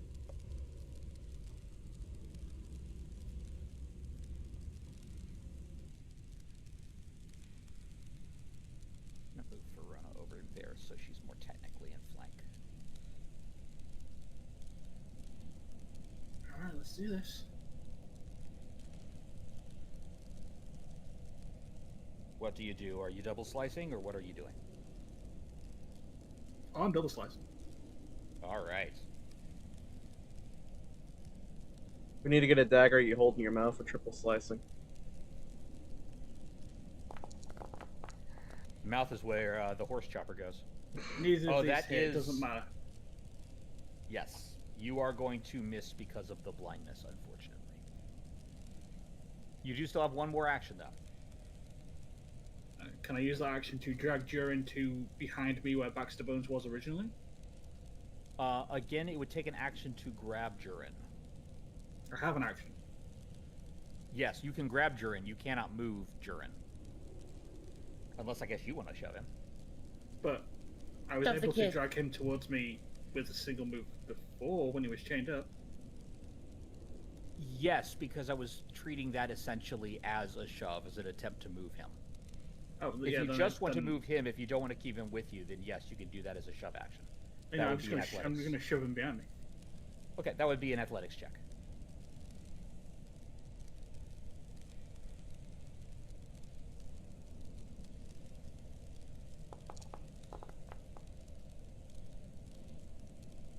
That is sufficient because he is a child. As you just kind of shove him behind you, the poor traumatized screaming child, as a goblin of all things now grabs him and just tosses him back there. I'll go, if you don't shut up, kid, I'm going to tell your dad you were crying like a coward. He screams even louder. Like this child is not reasoning at the moment. Kara, it's your turn. Or would like to try to disarm him. To disarm him of his supernatural chain. All right. No, his warhammer. It's Warhammer. Oh, his warhammer. Okay, that's more doable.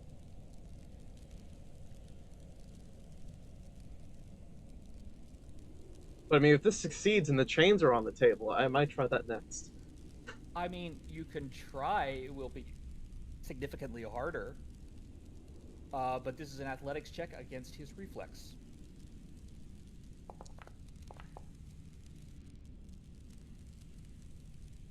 No, not quite enough on that. How does this arm work? Not as well as that on.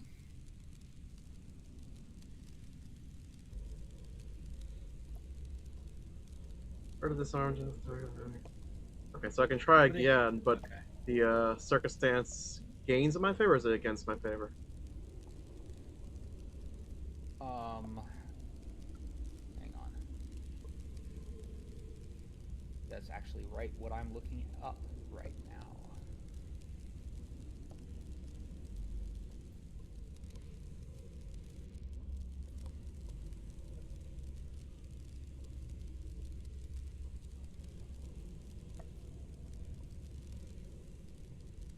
Oh, wait, that was only supposed to go down to 1, not remove.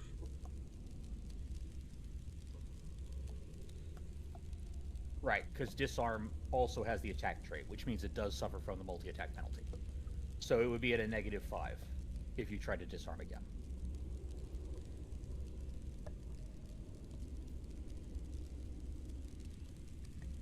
Oh, I was reading the further attempts for the +2, -2 thing. Was that only on the first success of it?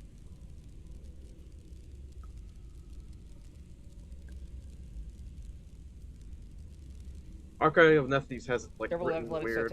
actions have the attack trait, meaning using them more than once in the same turn makes them less accurate. Since these actions use your free hand, you use these traits for your fist attack to determine the multiple attack penalty, so your fist's agile trait applies. Therefore, you take a -4 penalty if the action is the second round of the second attack of the turn, or -8 if it's the third.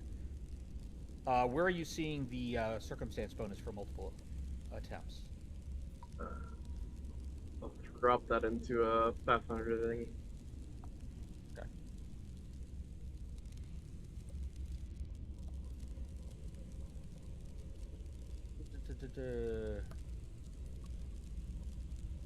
For some reason, I lists it under the success roll.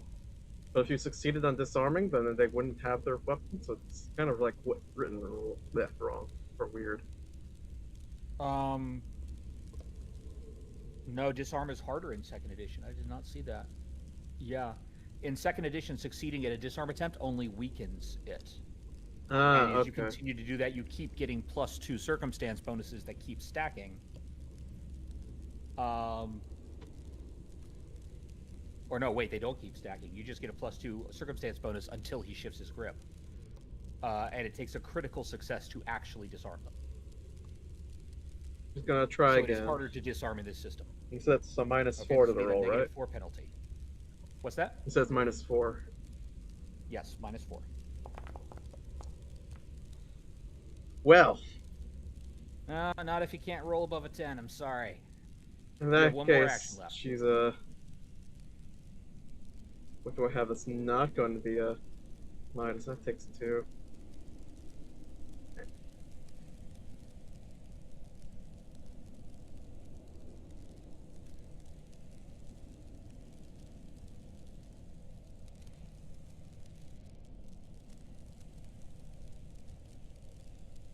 No, I guess she's just going to Korea blows and just hope for the best. Okay, both of these will be at the -8. Yep.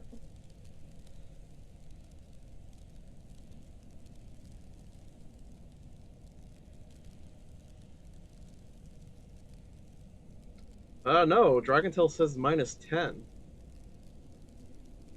Oh, Dragontail does not have the agile feat then.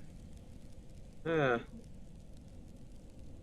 In this case, you will have a better chance of hitting if you just use your fistus. Yeah, she's gonna have to do a sacrilegious punch.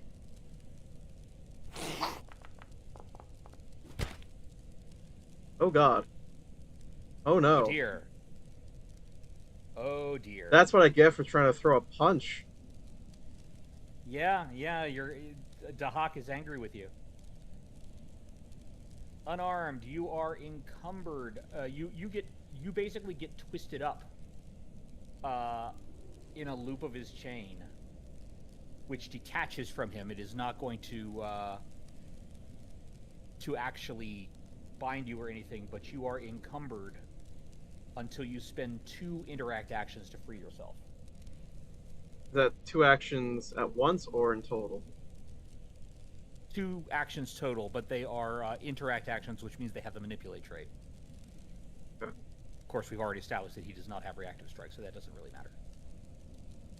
Basically, until you do that, you are clumsy 1, which means you take a -1 penalty to all your dexterity-based rolls and DCs, including ACs, reflex saves, ranged attack rolls, and skill checks using acrobatics, stealth, and thievery. So I still have my next attack with Fury of Blows, so is that canceled out? You do still have your next attack with Flurry of Blows. What's the worst that could happen? Oh, Well, not that. That's definitely not the worst. Feast or famine for Kara. He was so busy laughing at you after that critical fumble that he left himself completely open. You managed to actually crack a rib, or the equivalent. I like to think that since I'm means wrapped up in the He's chain, going to be fatigued. I pulled him into the punch.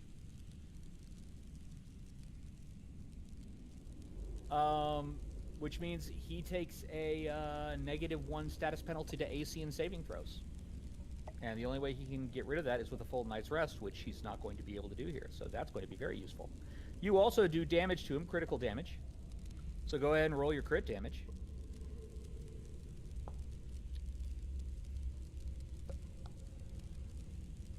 All right.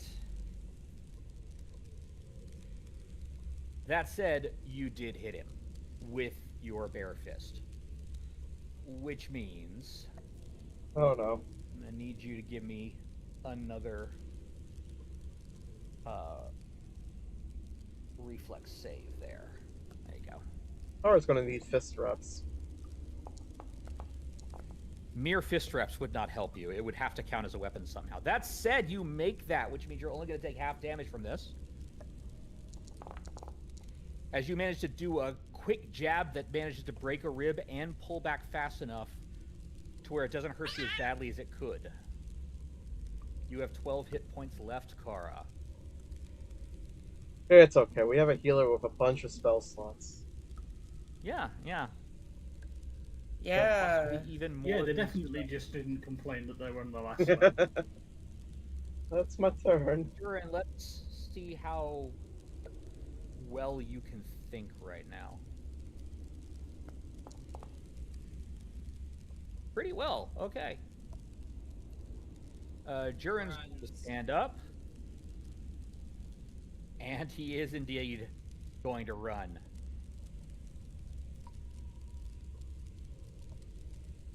You know, I'm realizing Baxter, even with the skill change, is still a skill junkie and not a good fighter.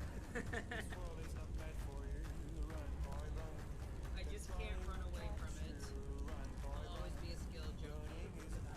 Wait, did you just say that he's running away? Yeah. He is. Well, wouldn't you? I would like to reactive strike to grapple him.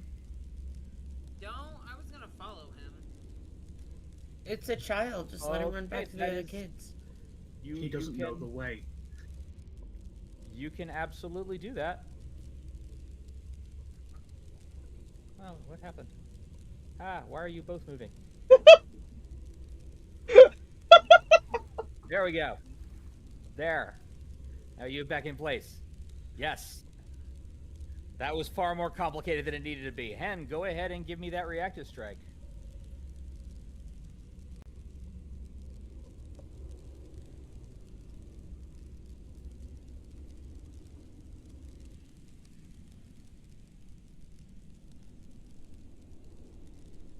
This is going to be an athletics check against his athletics. Yeah.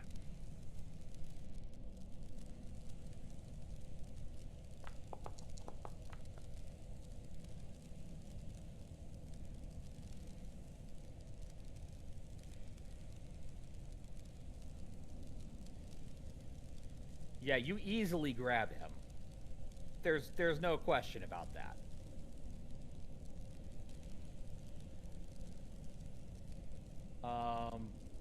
In fact, you critically succeeded on that. You beat it by more than 10, which means he is actually going to be restrained until he either escapes or you move.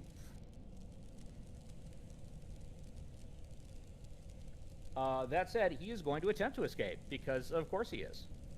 A goblin has just grabbed him. He's gonna, do everything in his childish powers to get away from you.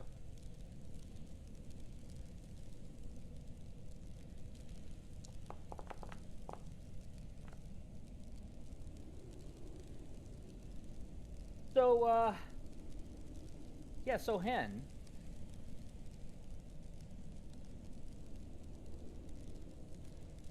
Actually, wait, no, Hen, you're still blinded.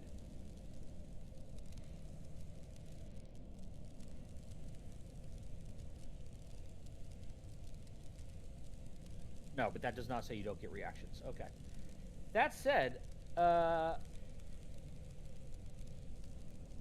little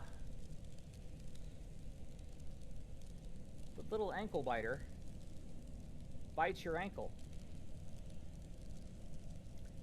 and manages to get away.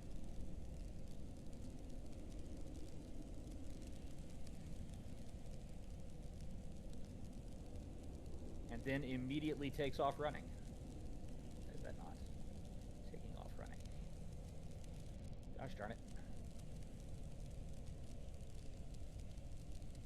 You know what? Screw it. This is gonna be Baxter, hilarious. fetch. So he runs down that way. He's gonna see two kobolds. Yeah. Also, he's not going to get far because, thanks to Hen, he only has one action with which to run. So he can move 25 feet at most. Meanwhile, you have a bigger problem, and that bigger problem is the Forge Spur. Now, only 2 people managed to hit him last turn. Kara and Little Paw. No, Hen managed to hit him. Kara did not. No, Kara did. I did. That's 3 I people. didn't manage to hit him. Yeah, 3. Hen, I thought you did with your with one of your slices, didn't you? No, they both missed. I just Oh, they noticed both missed. Okay. Verona's not in the Tara initiative. and Little Paw.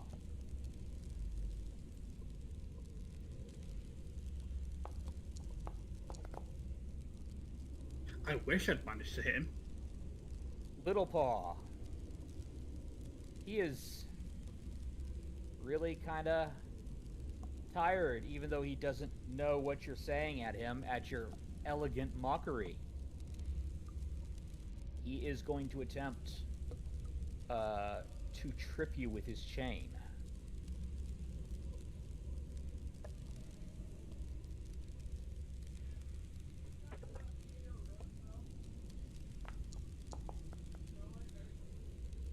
As he lashes out with his chain. And you are quite small. And athletics is not your greatest skill. So he is in fact going to be able to trip you, and that will in fact be a critical trip, which means you're going to take a little bit of damage as you hit the ground hard.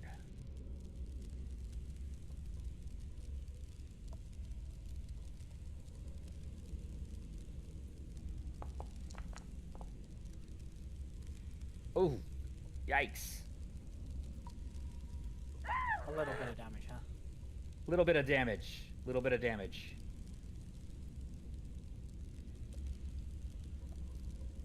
You are still up, though. Thanks to healing you received. However, he is now going to try to strike you while you're down. Let's mark you as prone.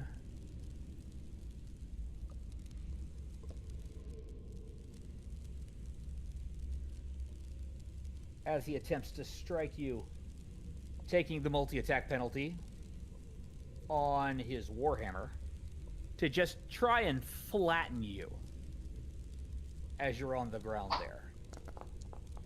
But he will miss. And on the backswing, he will miss again. So Little Paw, you drop down to the ground and take some damage there, but with effortless acrobatic grace, you start rolling to dodge his attacks, which just strike the stone and do you no damage. They see Baxter. me rolling, they hating, trying to smash this definitely hating little right now. furry. Trying to smash this little furry. Alright, Baxter is going to,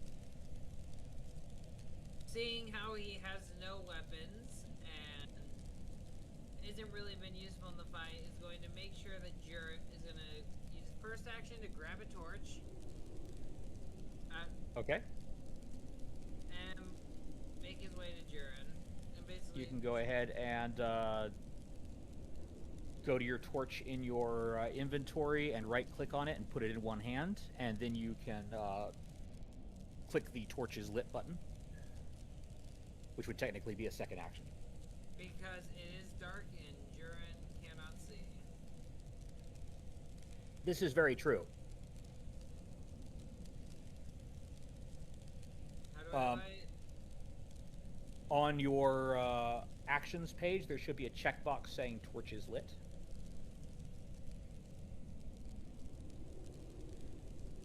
Actions page.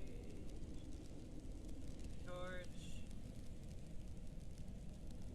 It's just coming up as a weapon. Oh, torch is lit. I found it. Yeah. Yep. It's a checkbox up there. There you go. I am going. So what I'm going to do is I'm going to walk over here in front of Jared, holding the torch. Get down on a knee, look at him, and softly say, "Hey, kid. You see, I know it's a little scary out there, but don't worry. I'm here to protect you. Just," and open his arm as he says, "Just stay over here by me, okay?" You want me to roll something to try to calm him down? Yeah, roll me a snap. It technically takes time to actually change the attitude, but I'll give you a snap diplomacy check. Perfect.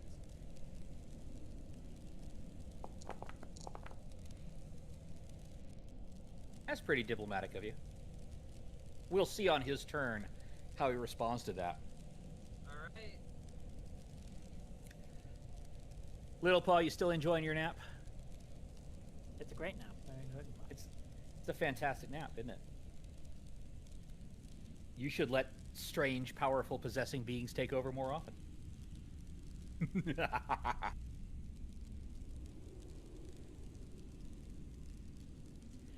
As Maybe we should all get one of these so we can just have you play the game for us. No, please don't. Please don't. I'm having enough trouble just trying to go through Little Paw's character sheet without as much knowledge of it as she has.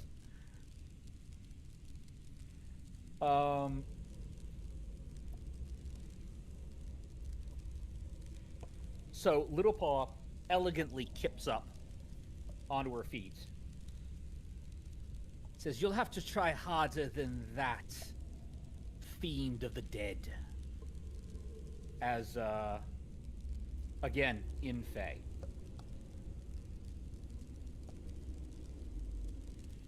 She swings with a knife. Ah, that's not good. What are with the critical fails in this party? I know. Unfortunately, getting knocked down by that causes Little Paw's mask to slip off.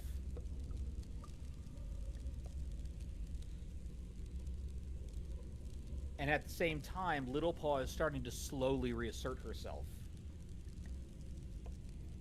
And the being in charge of Little Paw right now is having to fight against that and is now breathing in the smoke. So this is going to make her sicken 3.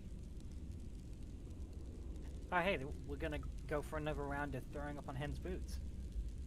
Yeah, except this time she's going to throw up on the Forge Spurned because she's not as vengeful as you are, Little Paw. Or possibly she's more vengeful, but against the Forge Spurned instead of 10.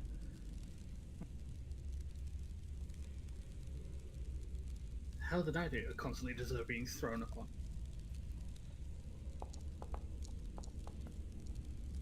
And she's going to puke it out.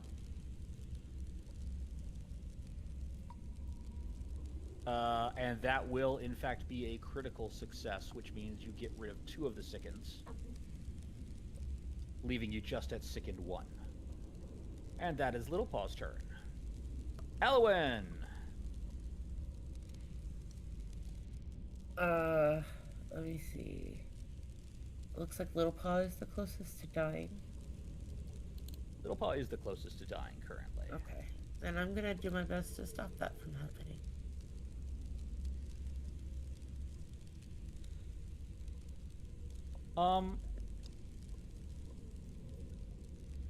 Just a note with battle medicine. Just wondering Yeah. about this. Let me look this up.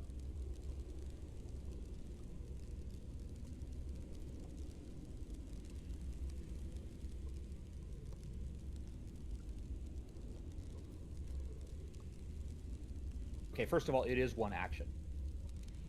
Okay. Second of all, you can use it as many times as you want. Oh. Just like treat wounds, each person can only get it once a day. Oh, okay. Good to know. Well, then Yes. let's use that. You do have to be next to someone to do battlefield medicine, though. Oh, I'm a little far away. We'll do the spell. And also the spell heals more, especially now that they're at 2nd level. Yeah. Yeah. And they're pretty low.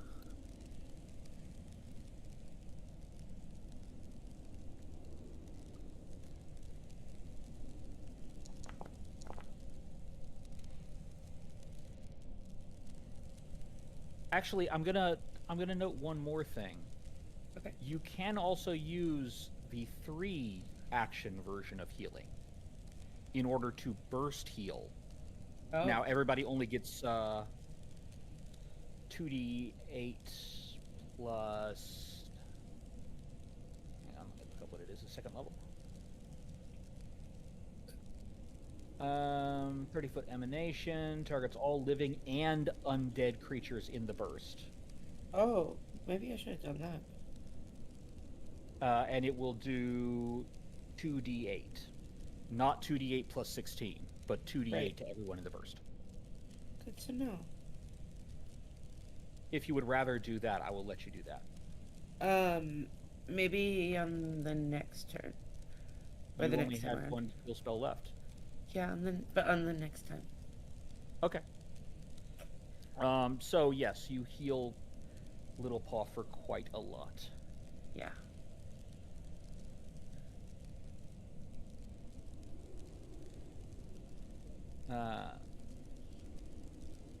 And as the healing power of Pharasma flows into Little Paw, she looks at you, Elowin, and again says in that perfectly spoken Fae,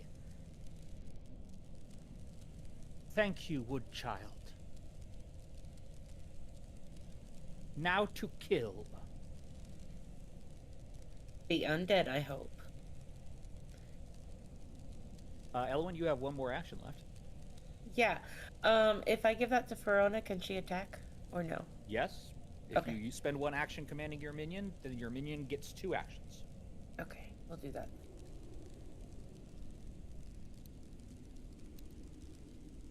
As you say, Verona, kill!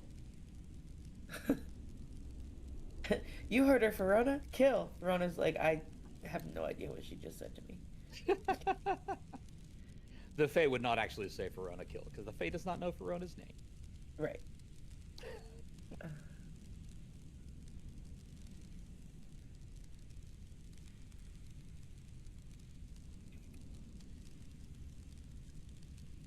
Okay.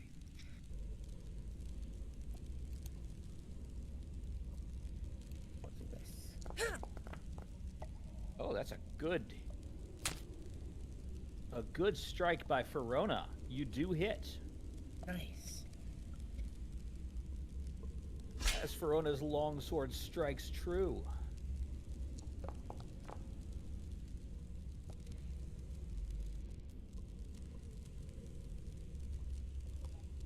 So, again, it's really hard to tell how damaged undead are.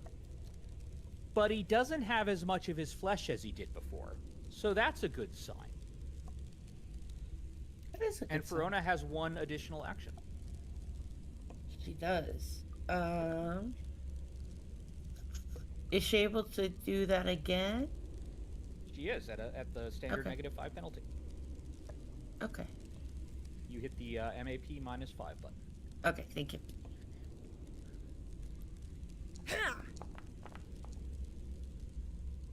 That unfortunately will not be sufficient. Fair enough. At least she got the one. She did. She did get the one as a solid hit. Hen, is your turn.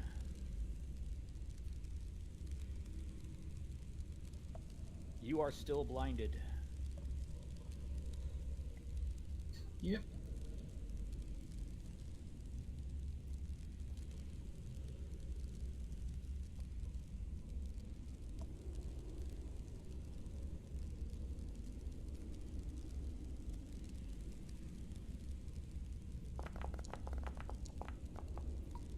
Both miss. Both will miss. That's 2 actions. You have 1 action left.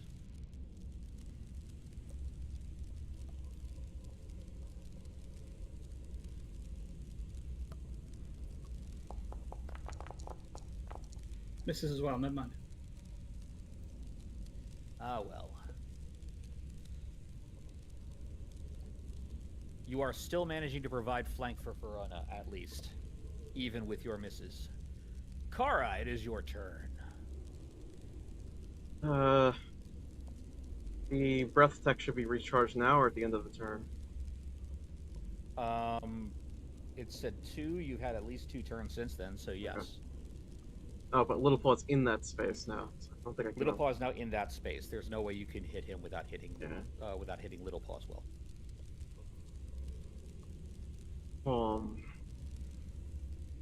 That is unfortunately the problem with area effect attacks.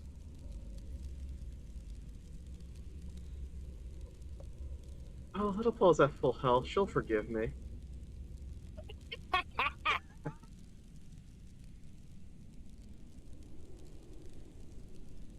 I think she will anyway, baby.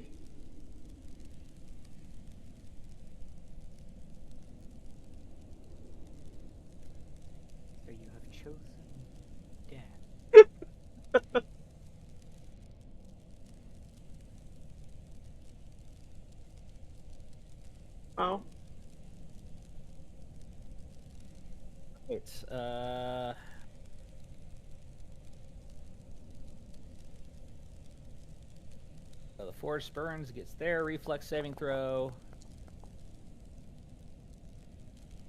which they will make but not critically succeed, which means It's only half. it is only half, but he still is going to take damage. Hey, it's the same as my recharge. Ow, mix. Little Paw, let's see how you do with that.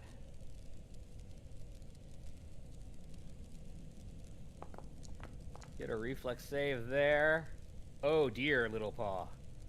You're going to take 4 points of damage in the face. Except, it's not really you taking that damage. Is it? Angry failures.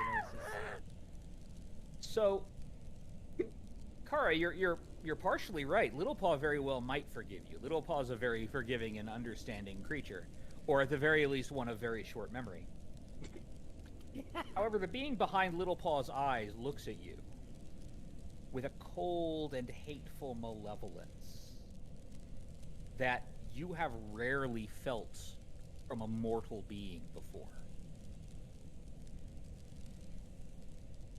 That's your first, that's your 2 actions. You have 1 more left.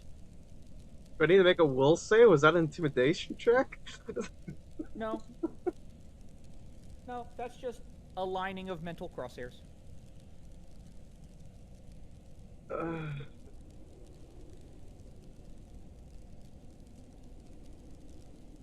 12 hit points.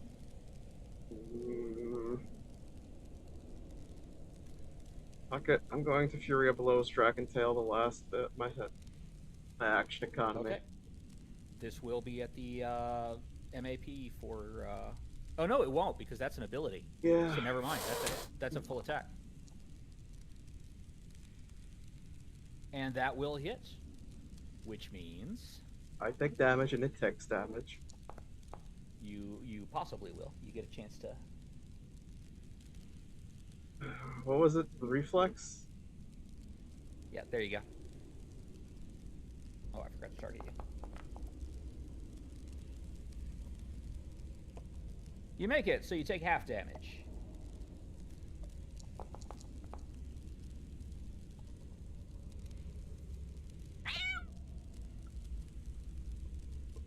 You're down to 7 hit points there, Carl. Yeah. On the other hand, you did hit him, so roll your damage from that. I did. Oh, did you? Where is it? Oh, there it is.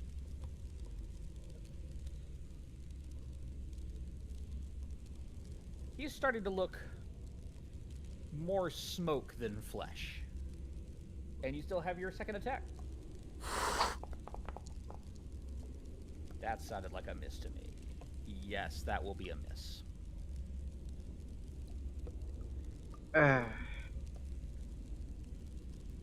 Reflex. So, Baxter. Oh, okay. No, because you didn't hit. Ah. You didn't hit him, so therefore his incredibly hot skin doesn't burn you. You hit the chains, which isn't pleasant, but doesn't actually damage you.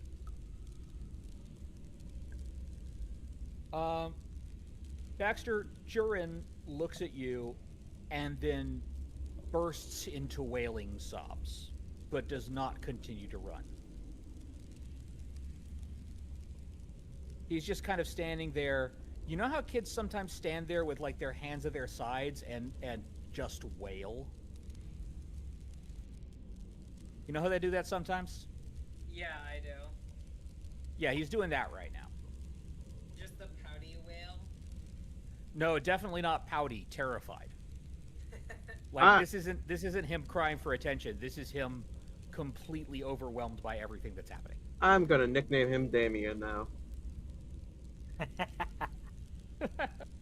But Damien Wayne? that would be the preferred Damien to name him. Anyways, But he's not trying to run anymore. good. All right, a number of people hit him now, and he's not feeling too great. What with being fatigued and all. He heals himself back to full health.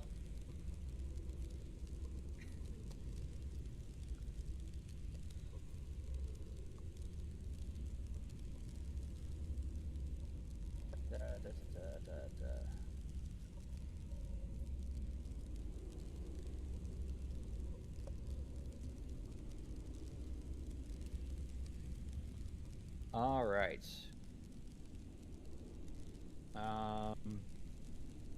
Sadly, he does not.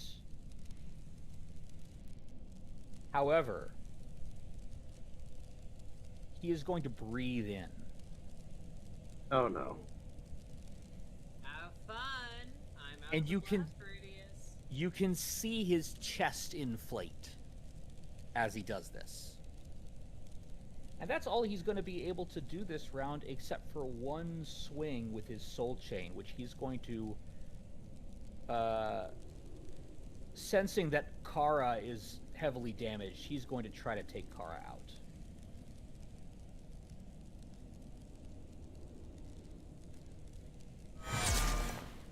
Oh, that's not a good sound.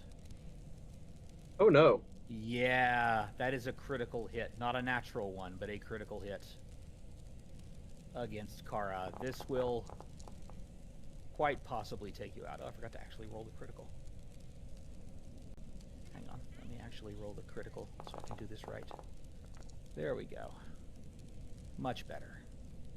And Kara, that will indeed take you out as you drop to the ground, having been smashed by the soul chain. I'm at dying too, right? You are at dying 2. Yes. Luckily, you're right next to Eloin, who has combat healing. Or battle medicine, rather. That's all he can do this turn, but you all are aware that he has breathed in again.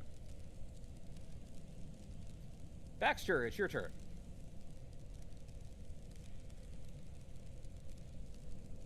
Alright, Baxter is going to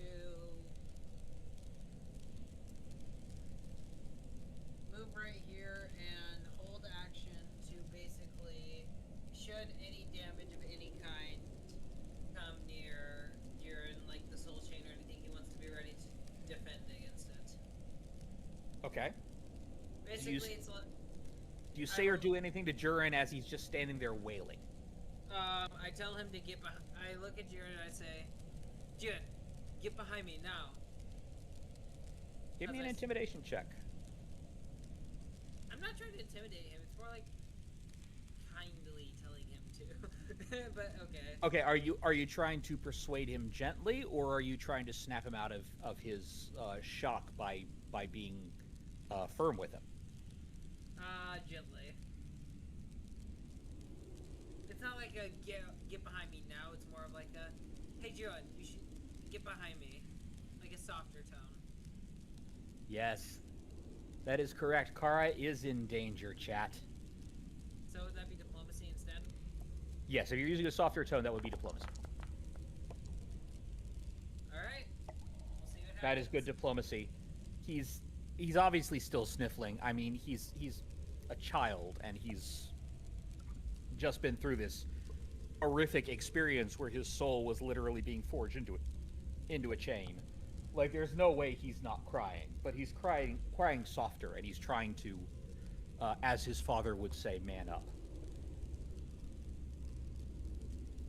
So I am going to assume that this is you readying an action to take out any threatening thing that comes near? Yeah. Okay. And that's my 2 actions, or my 3 actions. Little Paw is technically flanking with everybody because Little Paw's actually in the Forge Spurn Square. Just there, so that Little Paw's more directly flanking with Hen.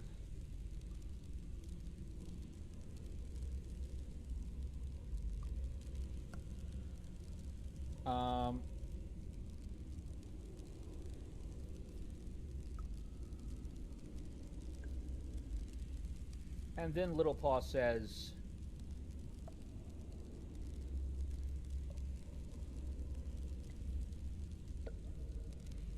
Again, in that perfect Fey. You will not take my revenge from me, undead. Instead, I will take vengeance on you. And tries to stab it. Dabby. And successfully stabs it.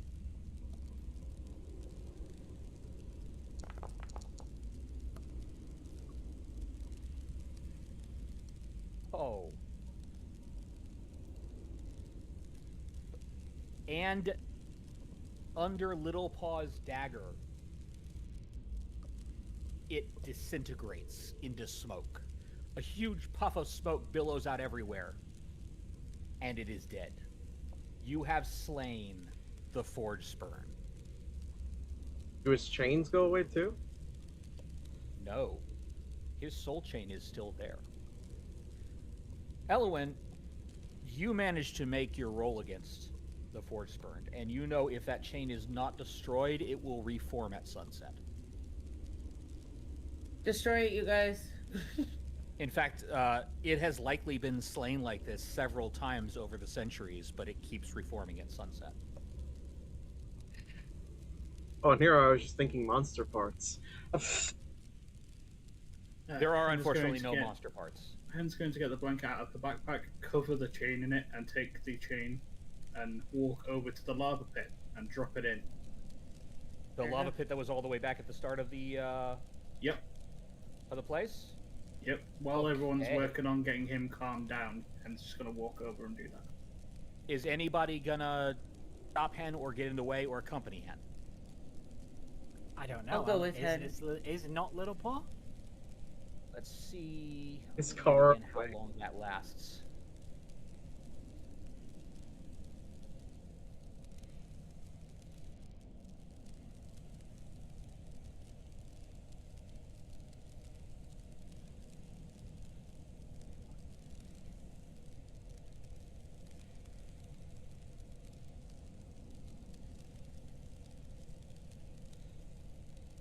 At the end of 1 minute, two things happen.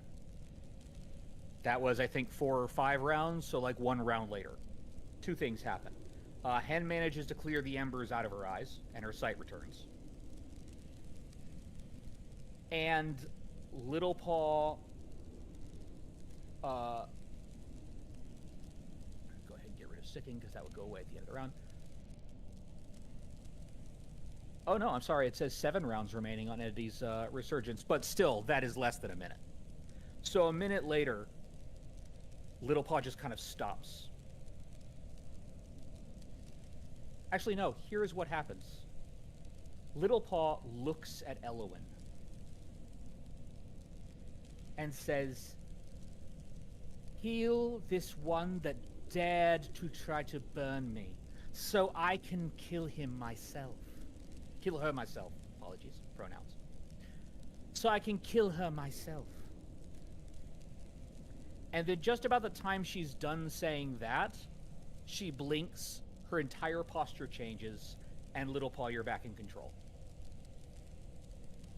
The response from Elwyn is, I think that would be a huge waste of our resources. Little Paw, Elwyn says that to you, and you have no memory of anything that came before that for about the past minute. What would be a waste of our resources? Where'd the big guy go? You just told me to resurrect that guy so you could kill him again? No, What? you said resurrect Kara. Oh yeah. Resurrect Kara so that you could beat them again. That doesn't sound like something I would say. No, silly. You're being silly. Then you resurrect Kara. How?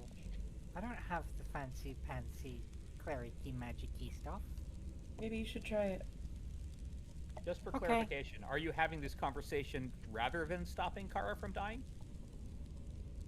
I'm telling, yeah. Oh, Elwyn's telling Little Paw to heal Kara. Sure, Okay, Little Little Paw's gonna scamper onto, clamber on Give me- top of Kara and do a heal. Give me a medicine check. Oh no. Rolls a 1.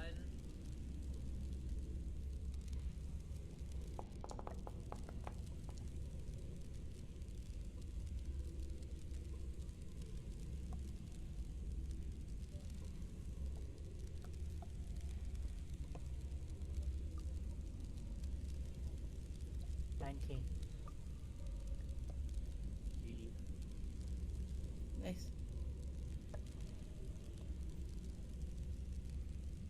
Minister first aid action.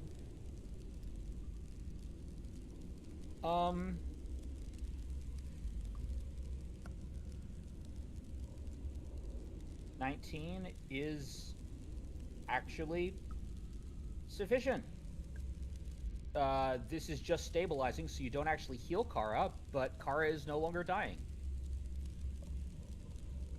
She's gonna like put both little paws onto Kara's like face, like right on her mouth, and be like, oh great goddessy person in the sky, do the thing."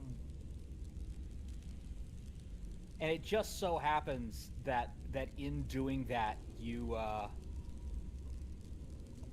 the reflex as Kara's body tries to breathe in, despite these paws smothering her, just happens to manage to stop the bleeding. It's an absurd coincidence, but it does happen. See, little paw, I knew you could do it. Kara is still unconscious. Baxter would basically like, now that the fighting was over, look to Jurin and kind of like do an inspection to make sure he's okay and he doesn't have any like significant wounds besides like the burn marks and stuff. As you've been doing that, Hen has been making her way south. You've already cleared out this level, so she doesn't run into any problems. But Hen's just been dragging this chain south. And then Hen drops it in the lava. Right, Hen? That's what you're doing? She'll dangle it first to see if it actually burns. It does seem to take damage from the liquid hot magma.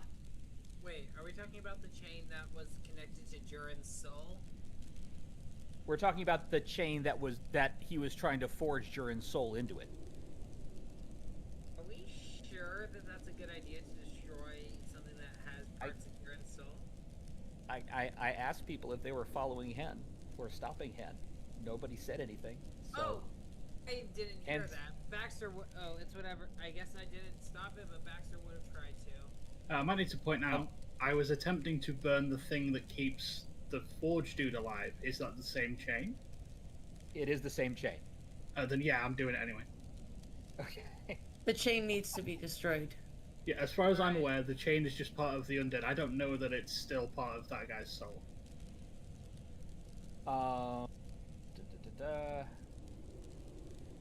They're a creed. They don't have a soul. Yeah. We can't keep murdering children. I didn't. I killed the thing that was killing the child. Quote. I thought the child died. Quote of the game right there. Wait. Quote of the session. Losing your soul does not kill you. Otherwise, warlocks wouldn't exist. Warlocks don't lose their soul. Also, they're not really warlocks in Pathfinder. They're a different kind of thing. As you dangle it, like it takes a little while because it's very well forged, but ultimately lava does so much damage that it will, in fact, start to actually do damage to the soul chain. The soul chain will start to melt. While it's melting, do I notice anything different about Jurin?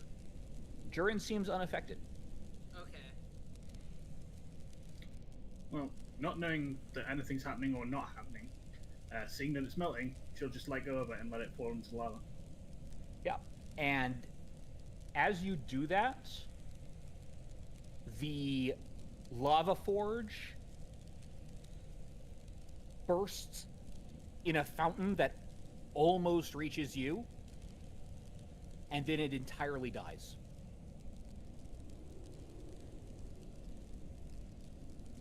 the lava instantly cools over into solid rock. Well, And now there we is don't no have a more lava life forge. in that pool. Well, that's annoying. You're already getting rid of the amenities in your new home. I don't. Well, I had no idea that was going to happen. If it's strong enough to burn the metal, it should be fine, but apparently no. I mean, the chain is destroyed. Yeah, but it wasn't meant to cost me my forge. Go ahead and go ahead and roll me a religion check.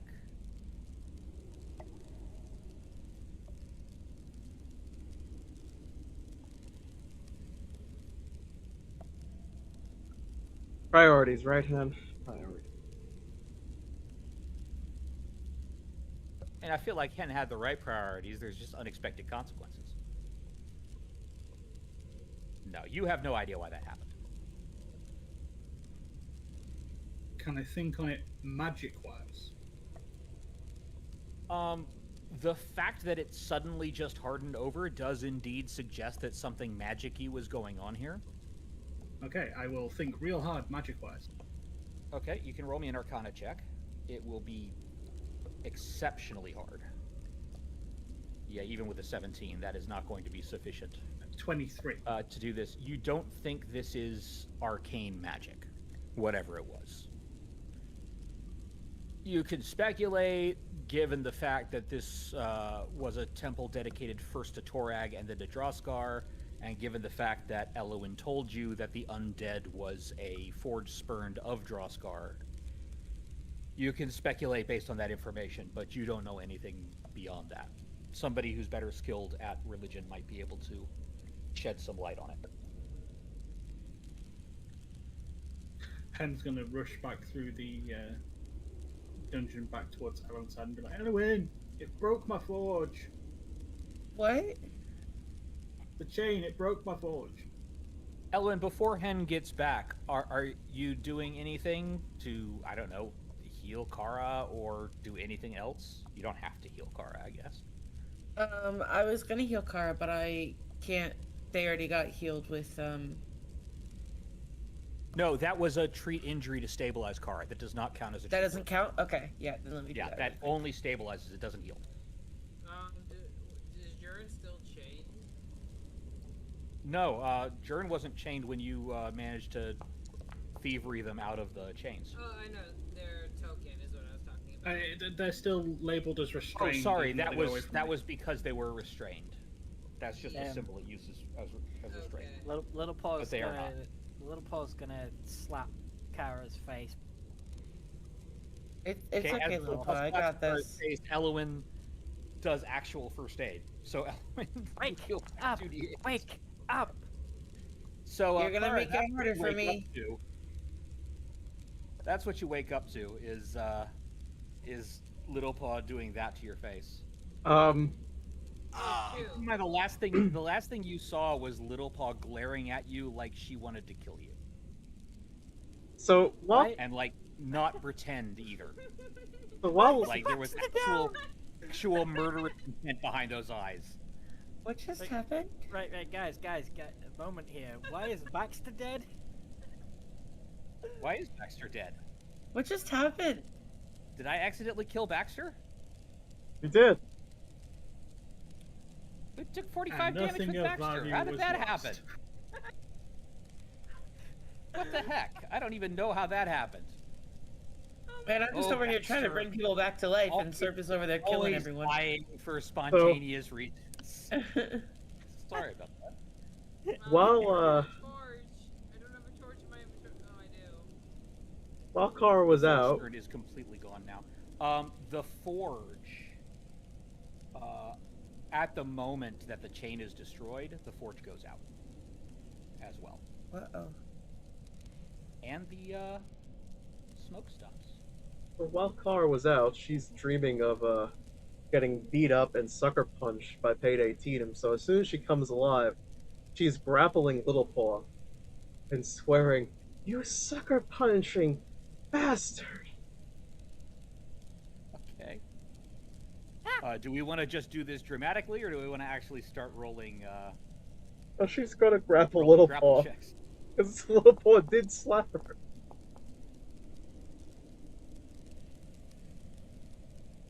That's 15.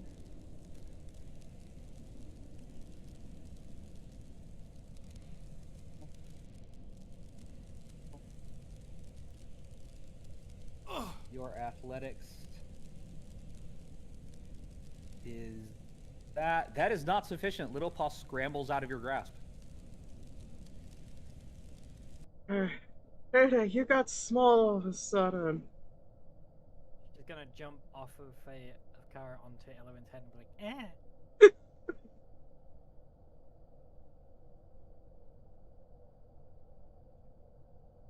But no, Baxter is going to get down on a knee, be eye level to Jurin, and just kind of look at him and say,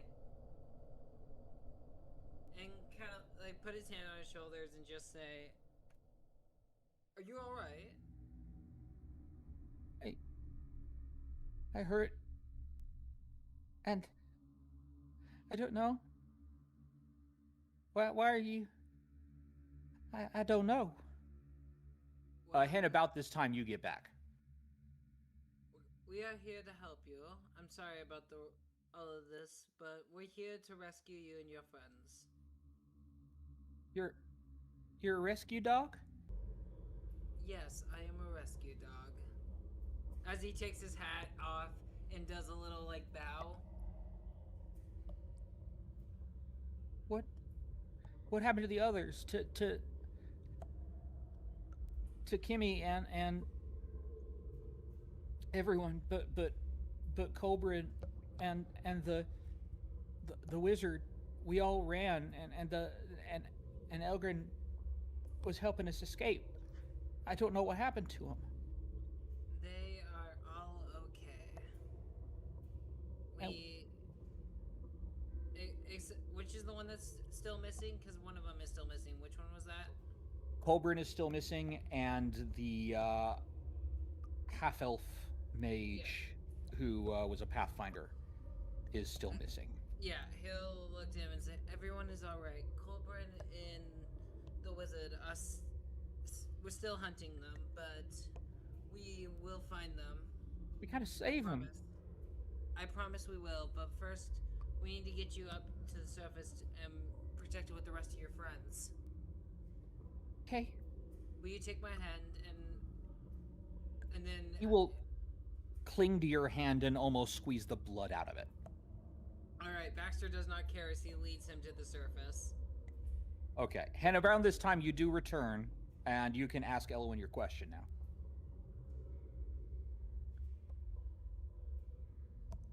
Elwyn, it broke my forge. What happened? I destroyed the chain, and it broke the forge. Okay, it but broke the the chain lava. It broke the lava? Yeah, it cooled it down. It's now rock. Okay, but the chain is destroyed. I'm pretty sure, most of it at least. Okay, then let's go. No, you don't understand.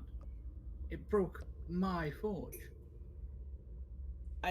I don't know how to help you there. It's not like I can't make a new one. Well, no, there was some magic, but it wasn't my. It wasn't. Well, I don't have much magic myself. It wasn't magic. It was like maybe your magic. So you want me to go look at it? Or rack your brain and figure out what happened? You don't necessarily have to go and look. I told you what happened. That is true. Should I You can just make roll me a religion check if you like. Okay. Yeah, you can make me a religion check.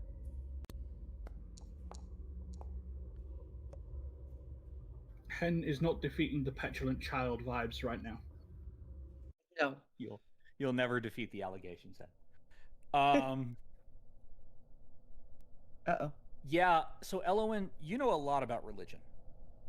Yeah. A relatively obscure evil dwarven deity you know a little bit about. What kind of magic he might have in his forges, you have no idea. Yeah, Hen, I'm sorry that I haven't really studied a lot about the dwarven religions.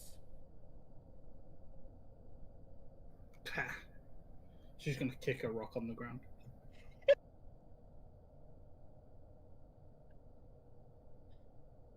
In fact, she's going to step over towards this forge over here, the one that's now cold, and just spit at it.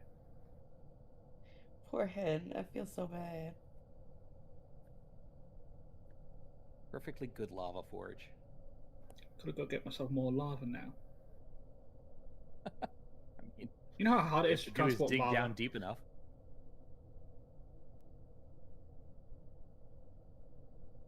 Alright, we've only got one kid left to find, and hopefully another adventurer. While I'm walking with Jurin, I'm gonna ask him if he remembers where, where's the last place he saw the others. The others is in the wizard and the kid. Down. We went up through the cauldron elevator. Elgin made us go one at a time up, and then he followed, and then the kobolds followed after us, and they chased us, and everything got twisted around, and then that thing grabbed me. Okay, so they are down on the lower level. What was that? Nothing Yeah. you need to worry about. It was just a monster, but the monster is dead. I don't know any monsters like that. We don't have monsters like that in Falcon's Hollow. We're not in Falcon's Hollow anymore. No, we're not. It's basically so kind of. Sorry, continue. We're gonna get to go back there soon. Yes, we are on our way. I thought I wanted to get away, but now I just kind of want to go back. I get that. Maybe one day when you're older, you'll go on another adventure, and it won't be as bad as this one. I think I might leave adventuring to Kimmy for a little while. That is completely okay. Keep a brave face, though. As Baxter will kind of give a soft smile. Right. You're the Creed kid, right? Cora says as she's that getting up. Boys never cry. Yeah, I'm Jurin Creed. Good. You needed to remember to tell your father it's all your fault, everything that happened, because he's taking it out on the whole town. No! It's all my fault.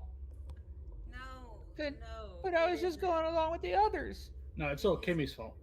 No, it isn't your fault. No, it's not. It's not Kimmy's fault. It's no one's fault.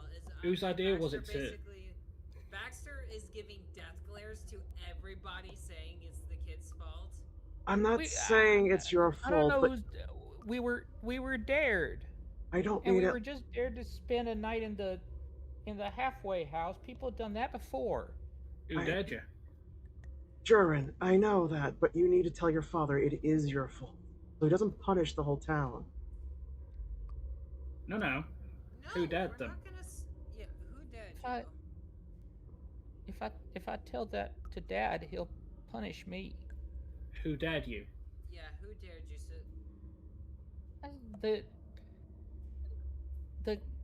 The older kids, like not super old, but like, you know, the high market son and the well, then it's his fault. Foreman's we daughter. Just tell your dad it's that guy's fault. Yeah, but you know what kind of person your father is. Don't tell my dad that it's anybody's fault. Don't, please. And he looks at you, Hen. He looks at you with a kind of intensity that only an 11-year-old can muster. He says, please don't tell him. Don't tell him it's anybody's fault. He'll do things. He'll hurt them. Baxter will look to Hen and say, here's what we're gonna do. We're gonna say that the kobolds kidnapped him. And Actually, it's the kobolds' fault. No. It's not a lie. I know the perfect person you can blame it on. Tell them Payday Tatum dared you to go down there. Payday Tatum will say it's a lie, and it will be a lie. We're not. Dad always finds out when I'm lying.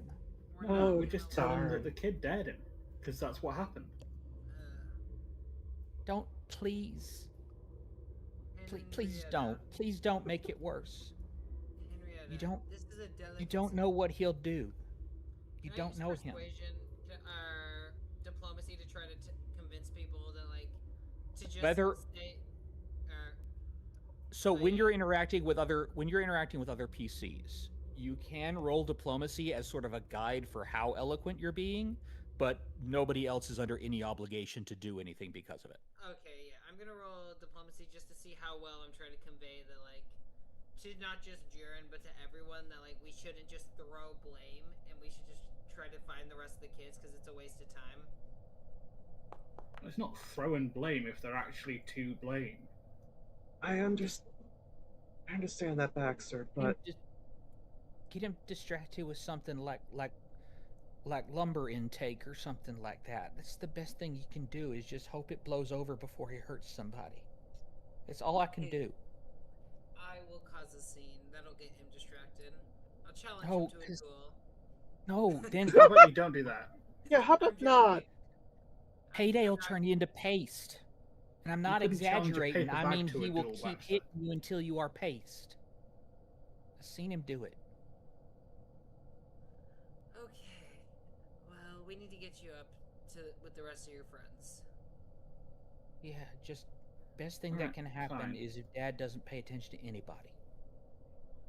It's alright, because what we'll do is we'll just kidnap the kid that dared you guys. No, I don't want to get him in trouble. I'm not telling your dad. I've already agreed to not do that. What I am going to do is teach him a lesson. People just like him. And Jurin just clings to Baxter's hand more. Just wants someone to hurt for what goes wrong. I never said I was going to hurt him. I could. But I never said I was going to. We worry about this after we've saved all the kids. Oh yeah, no, I intend to. I think we could all use some healing this time. The most important child is safe. Incorrect. Hmm? They're all important. The most important child right now is the one that's still being captured and possibly being prepared to be sacrificed. Yeah. I mean, I guess morally, but as far as the town is concerned, their safety, the Crete kid is safe. We can't leave Colburn down there, and we can't leave Mr. Wizard. I'm not saying to leave them behind, but we are all very badly wounded. We need some rest. Yeah, Kobold, how close were they Probably to could, too. sacrificing the kids? They talked about it a lot, but they hadn't dragged anybody away. They kept saying they needed to kill us to make some crown powerful.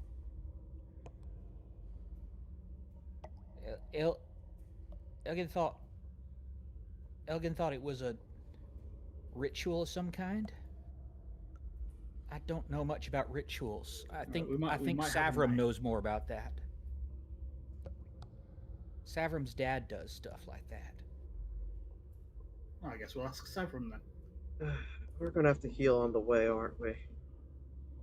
Well, depending on what Savram says, we might have a night available to rest. Maybe. Get back But we've upstairs already then. attempted a rest. For one would like a night of rest. Thank you. No, you're going in the dungeon right now. Sir is going to kind of like just stay by Jiren and make sure he gets in, kind of like drown out everyone else and sort of just keep Jiren calm while holding onto his hand as we make it back to the stairs. On your way back, remember, don't open any doors. And open every single door I see. Yeah, sure, go ahead. Well, and let yourself I'm be joking. completely swarmed by undead. I'm joking. Let's get him moving. Yep. All right. You're all going back up to the surface? Yes. We kind of have to. Okay. Do I still have all these debuffs? Let me see which ones. You're not prone anymore. You were healed, so you no longer have that.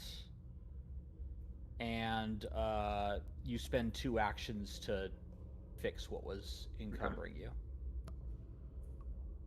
Baxter, you have not yet had your wounds treated, so you are still wounded. Jurin is still wounded. You can, yes. You can also treat Jurin. It takes 10 minutes per treatment. Yep, I will do that. Both of them. Okay. You heal 2d8 damage to yourself. All right, let me roll Jiren real quick, and then I'll do that. And you also heal Jurin for 2d8.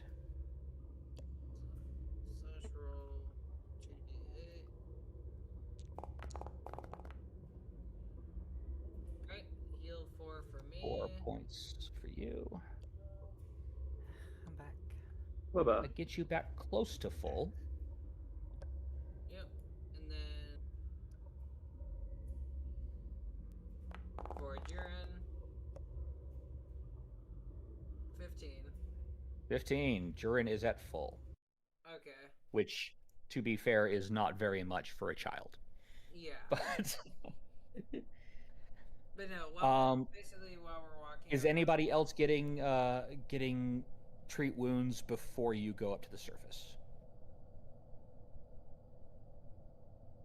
I think everyone's healed. Little Paw and Elowin have not yet gotten their treat wounds, and neither has Hen.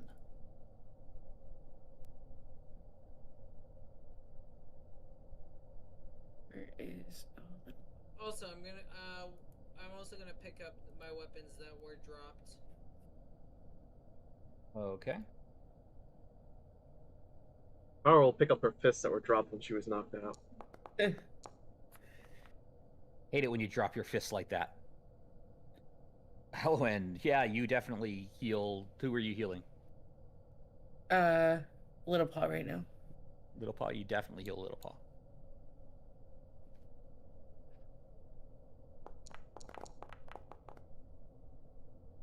Oh, I do apologize, Hen. There are actually 2 things that do stay behind after the Forged Spurn's corpse dissolves besides the chain. One is the Warhammer, which was just a ordinary Warhammer that they had. And one was the belt they were wearing.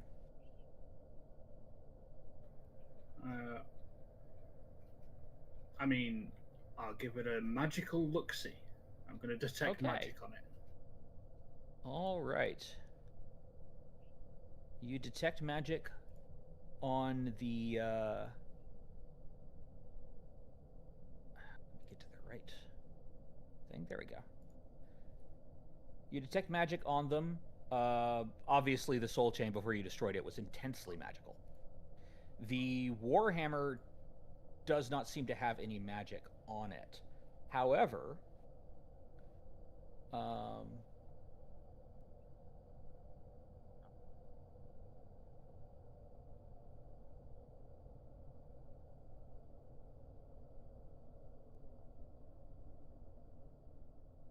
the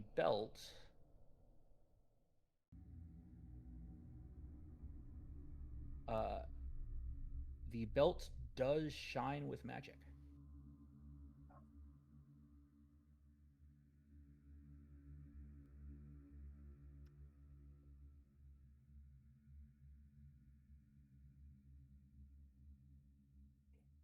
Hen's going to point that out and say, I'm just going to take this belt.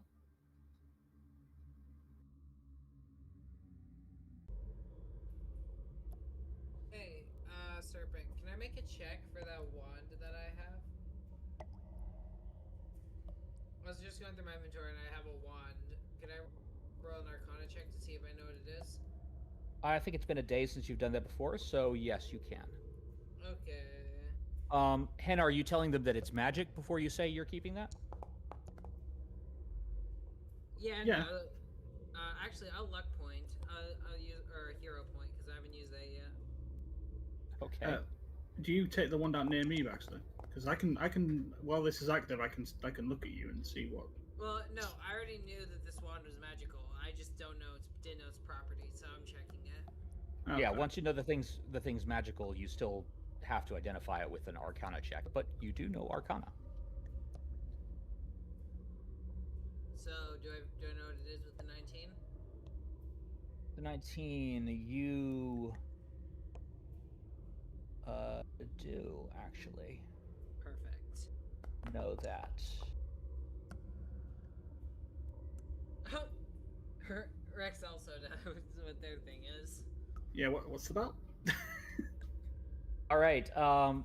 First of all,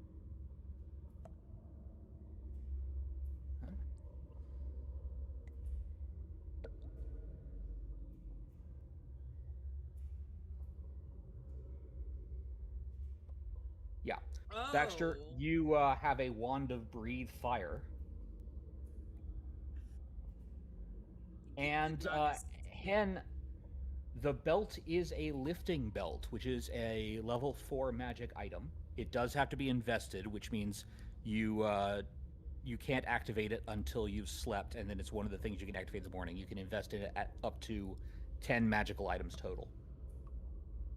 This wide leather belt grants you a +1 item bonus to athletics checks and increases the amount you can easily carry. You can carry bulk equal to 6 plus your strength modifier before becoming encumbered, and you can hold and carry a total bulk up to 11 plus your strength modifier. With a 2-action activation, you can activate assisted lift. This is a manipulate action. The effect is you lift an object of up to 8 bulk as though it were weightless. This requires 2 hands, and if the object is locked or otherwise held in place, you can attempt to force it open using athletics as part of this activation. The object still has its full weight and bulk for all other purposes. You just ignore that weight. The effect lasts until the end of your next turn. So yeah, that's what you got. So what you're telling me is, if a train, for example, was within the bulk limit, I could think a suplex bulk it. 8 train might be a bit small, but yes, if you can find yourself a bulk 8 train, you can suplex the train. Well, I mean, it's a ghost train, so how much does it weigh, really? Fair. I mean, you'd expect a ghost train to be lighter. Oh my god, not the ghost train. Look, sometimes you gotta suplex a train, all right? No. Ken will say, the spell magically helps you lift things. I'm just gonna take it. No one else wants to lift stuff, right? How much do you bench? Do you even More lift than Brett? you already. Now significantly more. Alright, game's paused, by the way, Serpent. Oh, I must have accidentally set that. Yeah, I will get that added by next week. It's not going to make any difference. I have gone until ahead then and anyway. added it to your equipment. After you've slept, you can hit the toggle investment button, and that will actually activate the stats for it. I can And uninvest also you at need some wearing. point, right? What's that? I can uninvest at some point. You get to choose what you invest in every morning when you do your daily preparations. Okay. So it's not like So, you. yes, you basically every morning you can choose 10 magic items to invest in.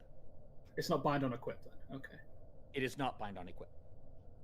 Cursed items will still bind on equip, but luckily for you, this is not cursed. Is it? Serpent. So this says frequency once per day plus overcharge. What does that mean? So that's how wands work in 2nd edition. Hang on, and I will look that up. So is it like D&D ones where like you have a limited amount of times you can use it before it breaks? Like most things in Pathfinder 2nd edition, they simplified it. Hang on, let me look at the actual rules. There we go, wands. Nope, that's for designing.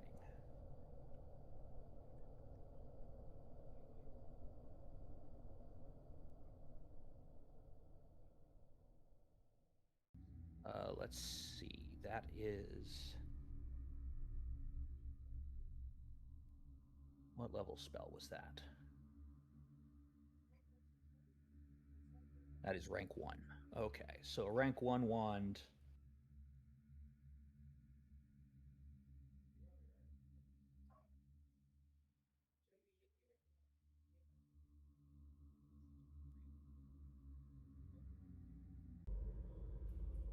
There we go. There's my rules. I knew it was there somewhere. Here we go. Each wand holds a spell of a certain rank. Determine when the wand is created. If you find a wand, you can try to deduce what spell's in it, which you've already done. A wand contains a spell that can be cast once per day. Casting a spell from a wand requires holding the wand in one hand and activating the item with a cast a spell ability using the normal number of actions for the spell, which means you cannot use that wand unless you have access to that kind of magic. To cast a spell from a wand, it must be on your spell list. Because you're the one casting the spell, you use your spell attack modifier and spell DC. The spell is of your spell casting tradition. Okay, so it's completely useless with me. Right. You would need it would need to be somebody that has fire breathing on their spell list. They don't have to have it prepared, but they do have to have it on their spell list. If a spell requires a locus, you must have that locus to cast the spell from the wand, and if the spell is a cost, you must still pay that cost to cast the spell from a wand. Overcharging a wand. After the spell is cast from the wand for the day, you can attempt to cast it one more time, overcharging the wand at the risk of destroying it. Cast the spell again, and then roll a DC 10 flat check. On a success, the wand is broken. On a failure, the wand is destroyed. The difference being that you can repair a broken thing. Yep.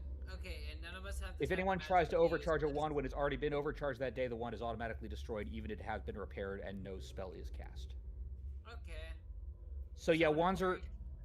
It depends. On the one hand, it no longer has charges, which means it's now a permanent magic item that you don't have to invest in. On the other hand, yes, you can no longer rapid fire cast from a wand like you could in Dungeons and Dragons. And because none of us have the type of magic to use this, it's a sell item. Because Xios, Xios has a breathe fire, but it's a different type of breathe fire, if I remember correctly. It's not a spell; it's an ability. Yes, it is not on a spell list. The traditions are arcane and primal, and you do not currently have anybody who is an arcane or primal caster. Yep. So you only have a divine caster. Into the cell slot it goes. All right. Not a spell slot, a cell slot. Should I go ahead and stick that in the party stash then? Hell or do you want to hold on to it? For myself. Well, you can argue about that with the rest of the party. I will not interfere in that discussion. Well, the party doesn't know I have it. I kind of clip that, so I can fund my endeavors. Again, you could discuss that with other players, how mean you want to be about that, and what they will put up with. No, I'm just teasing. I wouldn't actually do that. It's out of character for Baxter. I was gonna say, just so you know, if you did do that and Hen found out you'd done that, the dog slicers would stick to their name. Ooh, creepy. Okay. Good. Out of that stinking cave. Yes. We're going back in it in a minute. Jurin is reunited with everybody with a great deal of hugging. And just enjoy. One down, one to go. It is now about 12:30, and you have come up to the surface just in time for lunch. Yummy. Yay, lunch. And it's not very long until Kimmy asks, and did you find any sign of the others? We have a clue that we shall follow, but we have not seen them yet. We do know that they are in the lower levels, but we shall be adventuring there soon. We just wanted to bring back, what's his name? Jiren. No, it's clearly commoner. Why is it commoner? It should be Jurin. His name is Jurin. We wanted to bring back Commoner. He's like the one person in this group who's not a commoner.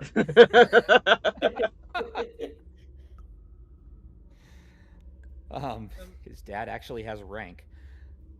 Egrin says, "Be careful when you go down to that level, my friends.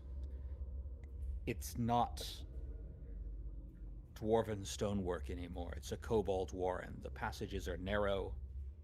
They're hewn out of the rock. Place is swarming with them, and they're stinking awful." Trust me, we know how badly they smell. We had to use their loincloths, the mask. Oh yeah, speaking of how badly they smell.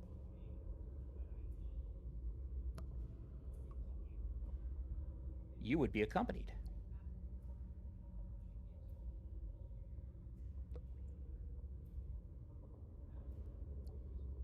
By your kobold followers. No offense, minions. Summon The the minions. Avatar of Dahak. The Avatar of Dahak thinks we smell. We must bathe. Yes, you must. You must bathe. Go bathe. And they leap into the well.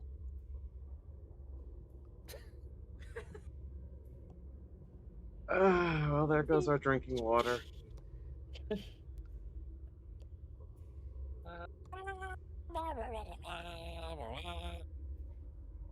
Luckily, we have a fresh source of water over here. That water is not fresh.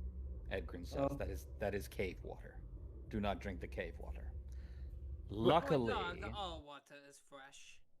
Which is better, cave water or kobold bath water?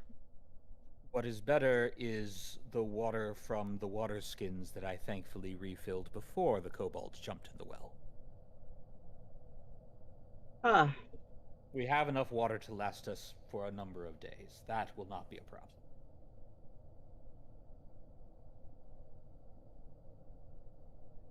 And Edgren says, "I know that you are concerned about getting Jurin back to his father as quickly as possible." And Jurin tenses up as he says that. "I would prefer to wait until Kolbrin and Tyron are rescued. If you think that is all right." I agree with you. I believe I mean- that could be the best solution. once we rescue them, we can just take them back with us.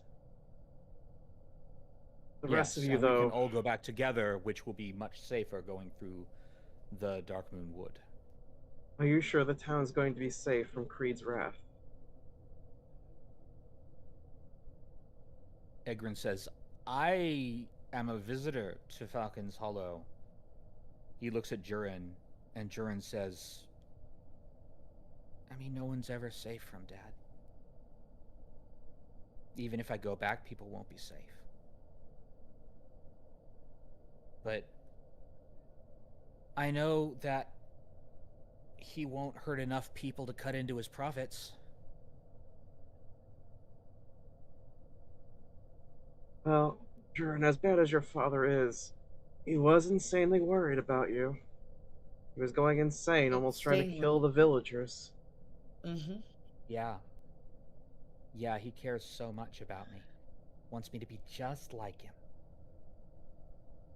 And Kimmy puts a hand on his shoulder.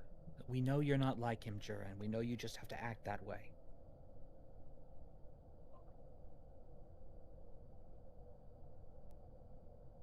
By the way, Edgren, do you think we can afford 8 hours to rest? Or do you think that the other kids are in that much danger?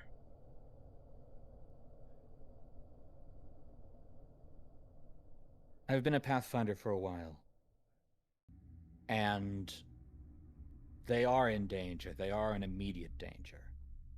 But if you are not strong enough to fight through the kobolds to get them, then their peril will be even greater. It's a matter of risk and reward. And I know from Tyron that if Tyron doesn't have enough sleep to recharge his spells, then chances are we're all going to die.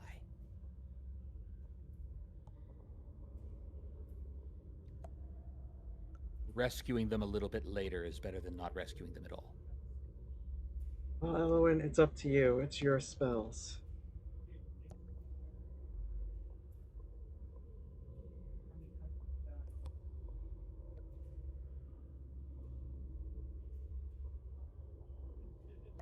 Elowen? Did anyone say anything there, or? Sorry, what did you guys say? You guys cut out for a second. We were saying that to Elowen that it's their spells, so it's up to them whether we rest or not. I think we should rest. Alright, then I'm heading to my The room. healer. Or leaves and So the question is, you can rest once every 24 hours, but it doesn't say exactly how flexible that is. So basically, I will say you can rest 8 hours now, but you won't be able to rest again until the next day. Like, Ooh. if you rest for 8 hours now, it will be 8 o'clock in the evening when you're ready to go again, or a little bit past that. Who needs Yeah, a sleep that cycle? should be fine. And you won't be able to rest again until the day after that.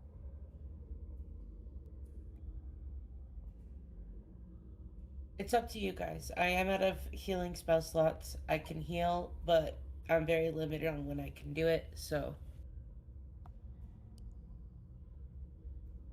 Yeah, you basically It got certainly your sounds like we're combat. going to need.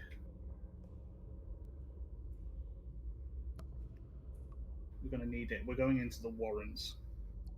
There's no Yeah. telling how many of these creatures there are. She thinks better of insulting them in front of our little followers. Many, many people in true scale kobolds. Yes, yes.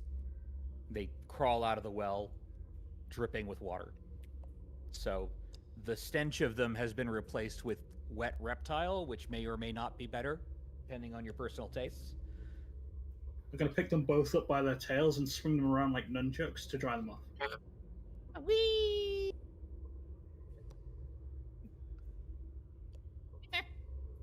I We would have been uplifted by the servant of the Avatar of Dahak. I would be confused by that, but you did just get that belt. Yes. The belt can, isn't in working yet. She's just already strong Yes. enough to do this. This is true. They are small creatures. They're not super heavy, and Hen has a lot of athletics.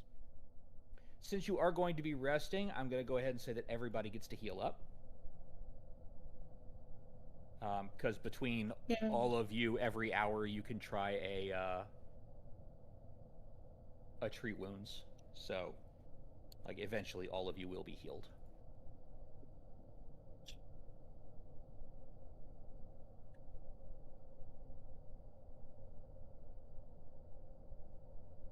Including Kara. Where did Kara go? Kara went to go sleep in her room, which is Garglecap's room. The late Girdlecap.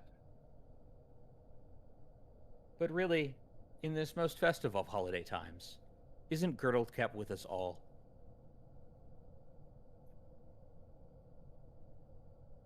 Indeed. It is the season of Girdlecap after all.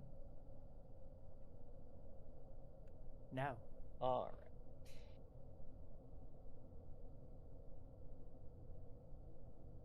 So, 8 hours go by. 8 hours go by. It's about 9 o'clock in the evening. Hang on. Let me do something really cool here. Oh.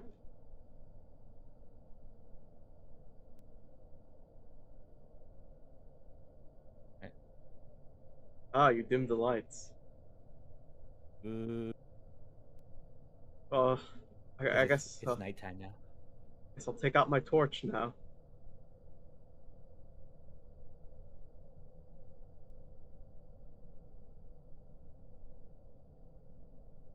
Oh wait, no, I forgot to pick it up. It was down in the dungeon. Oh, I'm going to say that you picked everything up after you fell unconscious, because I know how difficult it is to remember all that stuff. It's a thing that I consider to be natural as long as you have the actions for it, unless you specifically decide to leave it behind. So everybody can go to their character sheets and click the rest for the night button, and that will restore all of your daily stuff. And Hen, you can also click the attuned button on your belt if you are attuned to that now.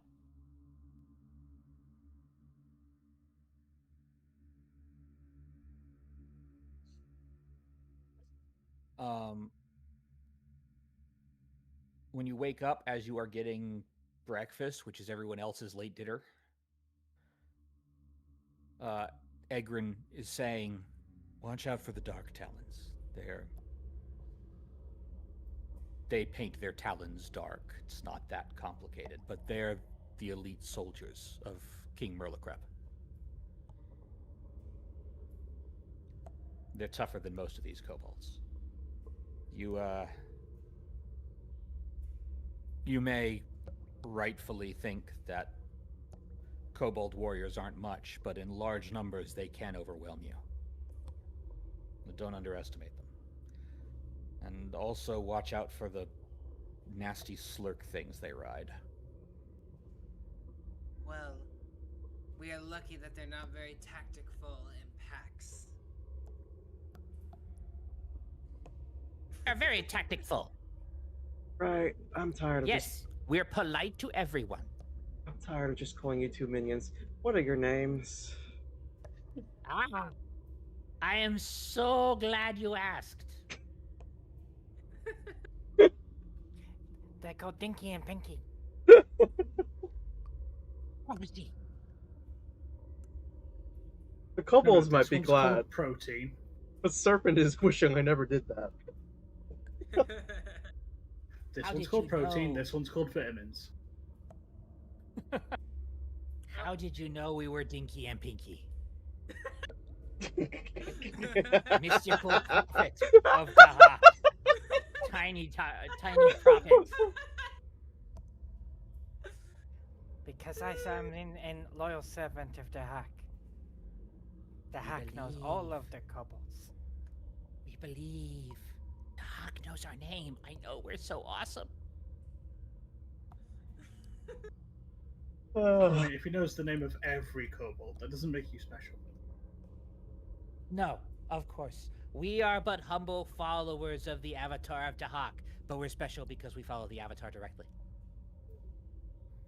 We'll go with that. I think we could get a book deal out of this. Do either of you know how to read and write? Do you think most people who get book deals know how to read and write? Yes.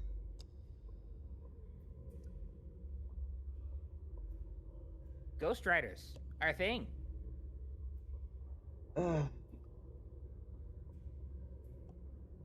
Let's get down there before they start getting a marketing team.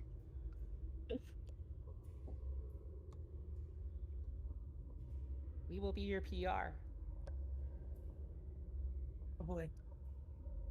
Leopold's gonna whisper to Hen, "What's a marketing team?"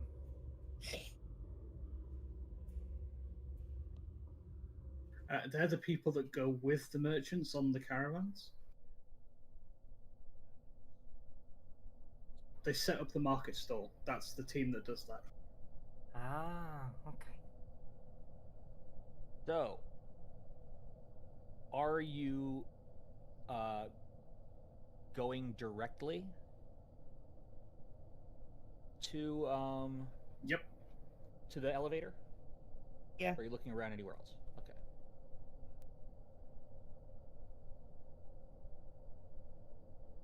Go ahead and put you there.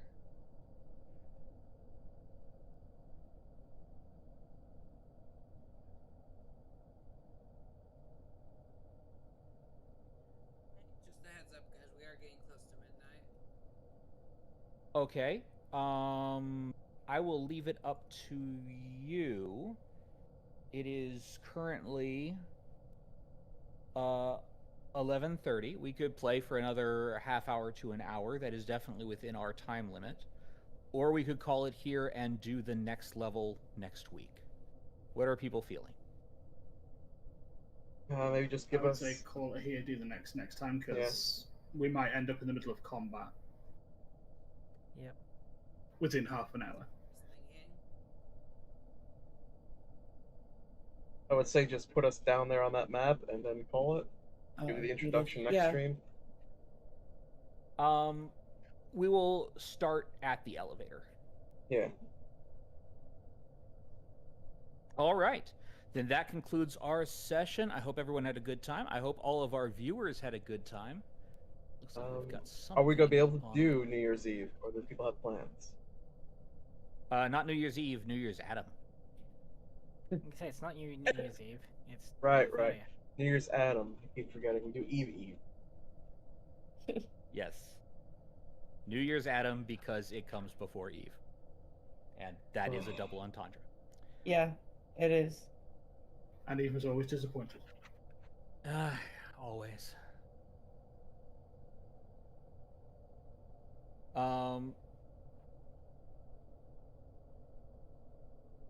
So hopefully we can all be together on New Year's Adam on the 30th of December, where we will go down into the Kobold Warrens, where the horrors only continue, and there are perhaps more hints of just what is going on beneath Droskar's crucible. Thanks everybody for watching. Thank you, my lovely players, for playing. I have been your Game Master Serpent, and playing in this session have been Xios as Kara. Tabby playing Little Paw. Rexty playing Henrietta.